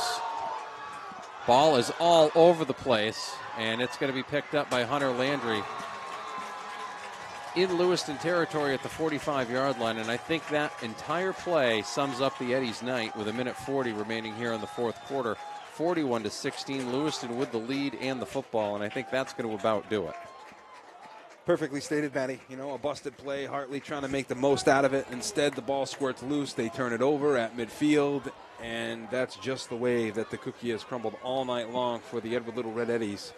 They're going to have to go back for a couple of tough weeks of practice because this one is going to leave a bad taste in the mouth of Edward Little. Meanwhile, Lewiston will pick up their 93rd win in the Battle of the Bridge. 1 minute and 40 seconds remaining here. Belanger in at quarterback. This is like the big victory formation. Handoff up the middle. Goes to Jackson. He gets stopped at the 46. Edward Little is not going to use either one of their timeouts.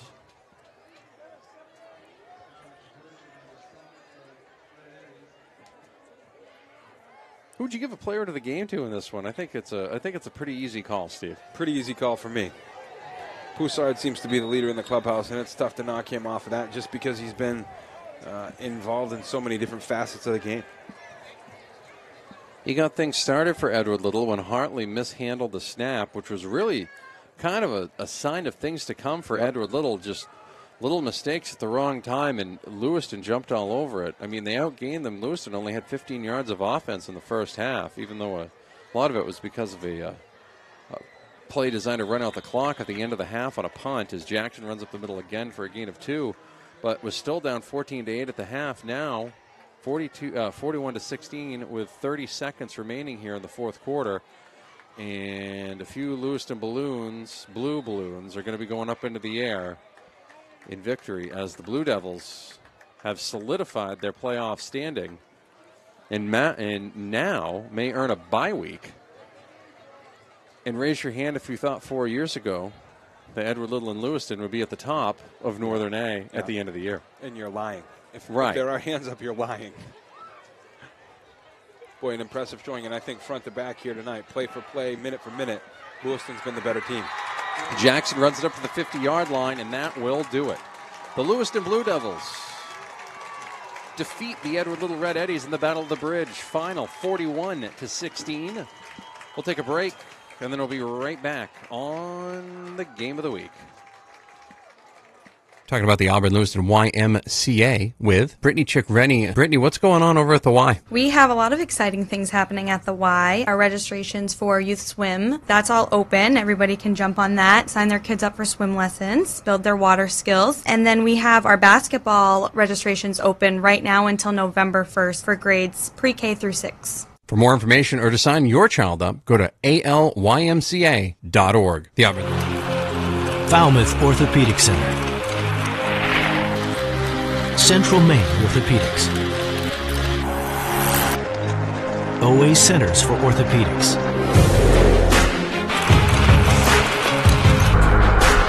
All play on the same team.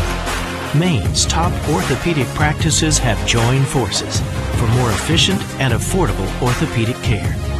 Introducing Spectrum Orthopedics. Our goal here at Maine Athletic Fundraising is to raise your program or group the most amount of money possible in the shortest amount of time, hassle-free. Over the last 3 years, we've been able to raise over $10,000 every year, which has really allowed us to get the extra stuff the kids really need to run a successful program. One of our biggest goals at Maine Athletic Fundraising is to really develop a relationship on the ground with the coaches, the community, and the boosters that are involved, and help bring them together and understand how important it is to fundraise. Lori Reno, owner of Bellafiore in Auburn, would like to wish the Red Eddies and Blue Devils good luck tonight. With the holiday season right around the corner, shop local. Stop by locally owned Bellafiore for an amazing selection of unique clothing, accessories, and gifts with a focus on Maine artisans. Bellafiore, 250 Center Street in Auburn. Find Bellafiore on Facebook. There's pizza, and then there's Pat's Pizza. All their pizzas start off with Pat's famous sauce that has won over pizza lovers from all over Maine. There's a pizza for everyone, whether you order plain, specialty, gourmet, or gluten-free. Once you eat a pizza from Pat's Pizza, there's no going back. Dine in or take out from Pat's Pizza, located at 85 Center Street in Auburn. Call 784-8221. Online at patsauburn.com. All aboard MBR.org, the place to get all your high school and amateur sports news and information. MBR.org is in high gear with Maine high school winter sports. Go to MBR.org to chat about your favorite team. Find the latest articles, travel news, and cancellations. Or visit their all-new and very popular team pages. MBR.org has everything you want to know about high school and amateur sports in Maine. Coming in February, all the high school tournament action at your fingertips 24/7. It's high school sports heaven. All aboard MBR.org. Talking about the Auburn Lewiston YMCA with Brittany Chick-Rennie. Brittany, what's going on over at the Y? We have a lot of exciting things happening at the Y. Our registrations for youth swim, that's all open. Everybody can jump on that, sign their kids up for swim lessons, build their water skills. And then we have our basketball registrations open right now until November 1st for grades pre-K through 6. For more information or to sign your child up, go to alymca.org. The Auburn Lewiston YMCA is proud to support local high school athletics. Lori Reno, owner of Bellafiore in Auburn, would like to wish the Red Eddies and Blue Devils good luck tonight. With the holiday season right around the corner, shop local. Stop by locally owned Bellafiore for an amazing selection of unique clothing, accessories, and gifts with a focus on Maine artisans. Bellafiore, 250 Center Street in Auburn. Find Bellafiore on Facebook.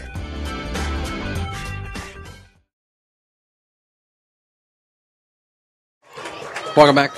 That'll wrap it up here on the MBR Game of the Week from the Spectrum Healthcare Partners Studios. Your final score, Lewiston 41, Edward Little 16. Garrett Poussard will be our player of the game. He led everything off with a fumble recovery for a touchdown for the Lewiston Blue Devils. That made it 6-0. They went on to beat Edward Little 42-16 here in the Battle of the Bridge at Garson Lawn Field in Bates. Welcome back on the radio side of things as well. It's the Central Maine Community College Hammond Lumber Game of the Week on 105.5 AM 1240. Any parting thoughts here, No Steve? parting thoughts from me. I mean, I think what's interesting is you had a lot of people pick this game. You had the Central Maine Football Forecasters Association. Not many people picked Lewiston in this game. I know of one person in particular. Just one. Just one. Who did pick Lewiston, and that was the one and only Matty B. I did. I did think it was going to be closer. I thought it was 21-19, but 42-16, I guess that's all right. They doubled it up. Also, a couple of other updates up there before I let you go. Dirigo Cougars are headed to the playoffs. They upset Old Orchard Beach 12-6. Dirigo and Old Orchard Beach always playing everything. Nice. And Dirigo always seems to win, which is wild. Lawrence beat Messalonsky 41-27. And I am currently looking for a Chevrolet score against Oxford Hills because that is very important to a lot of folks that are watching this game. Oxford Hills did beat Chevrolet 13-7. Jordan Silver with a game-sealing interception in the end zone on the final play. Oxford Hills 13. They beat Chevrolet 13-7. There you go. That'll wrap it up here. Again, Lewiston beats Edward Little 41-16.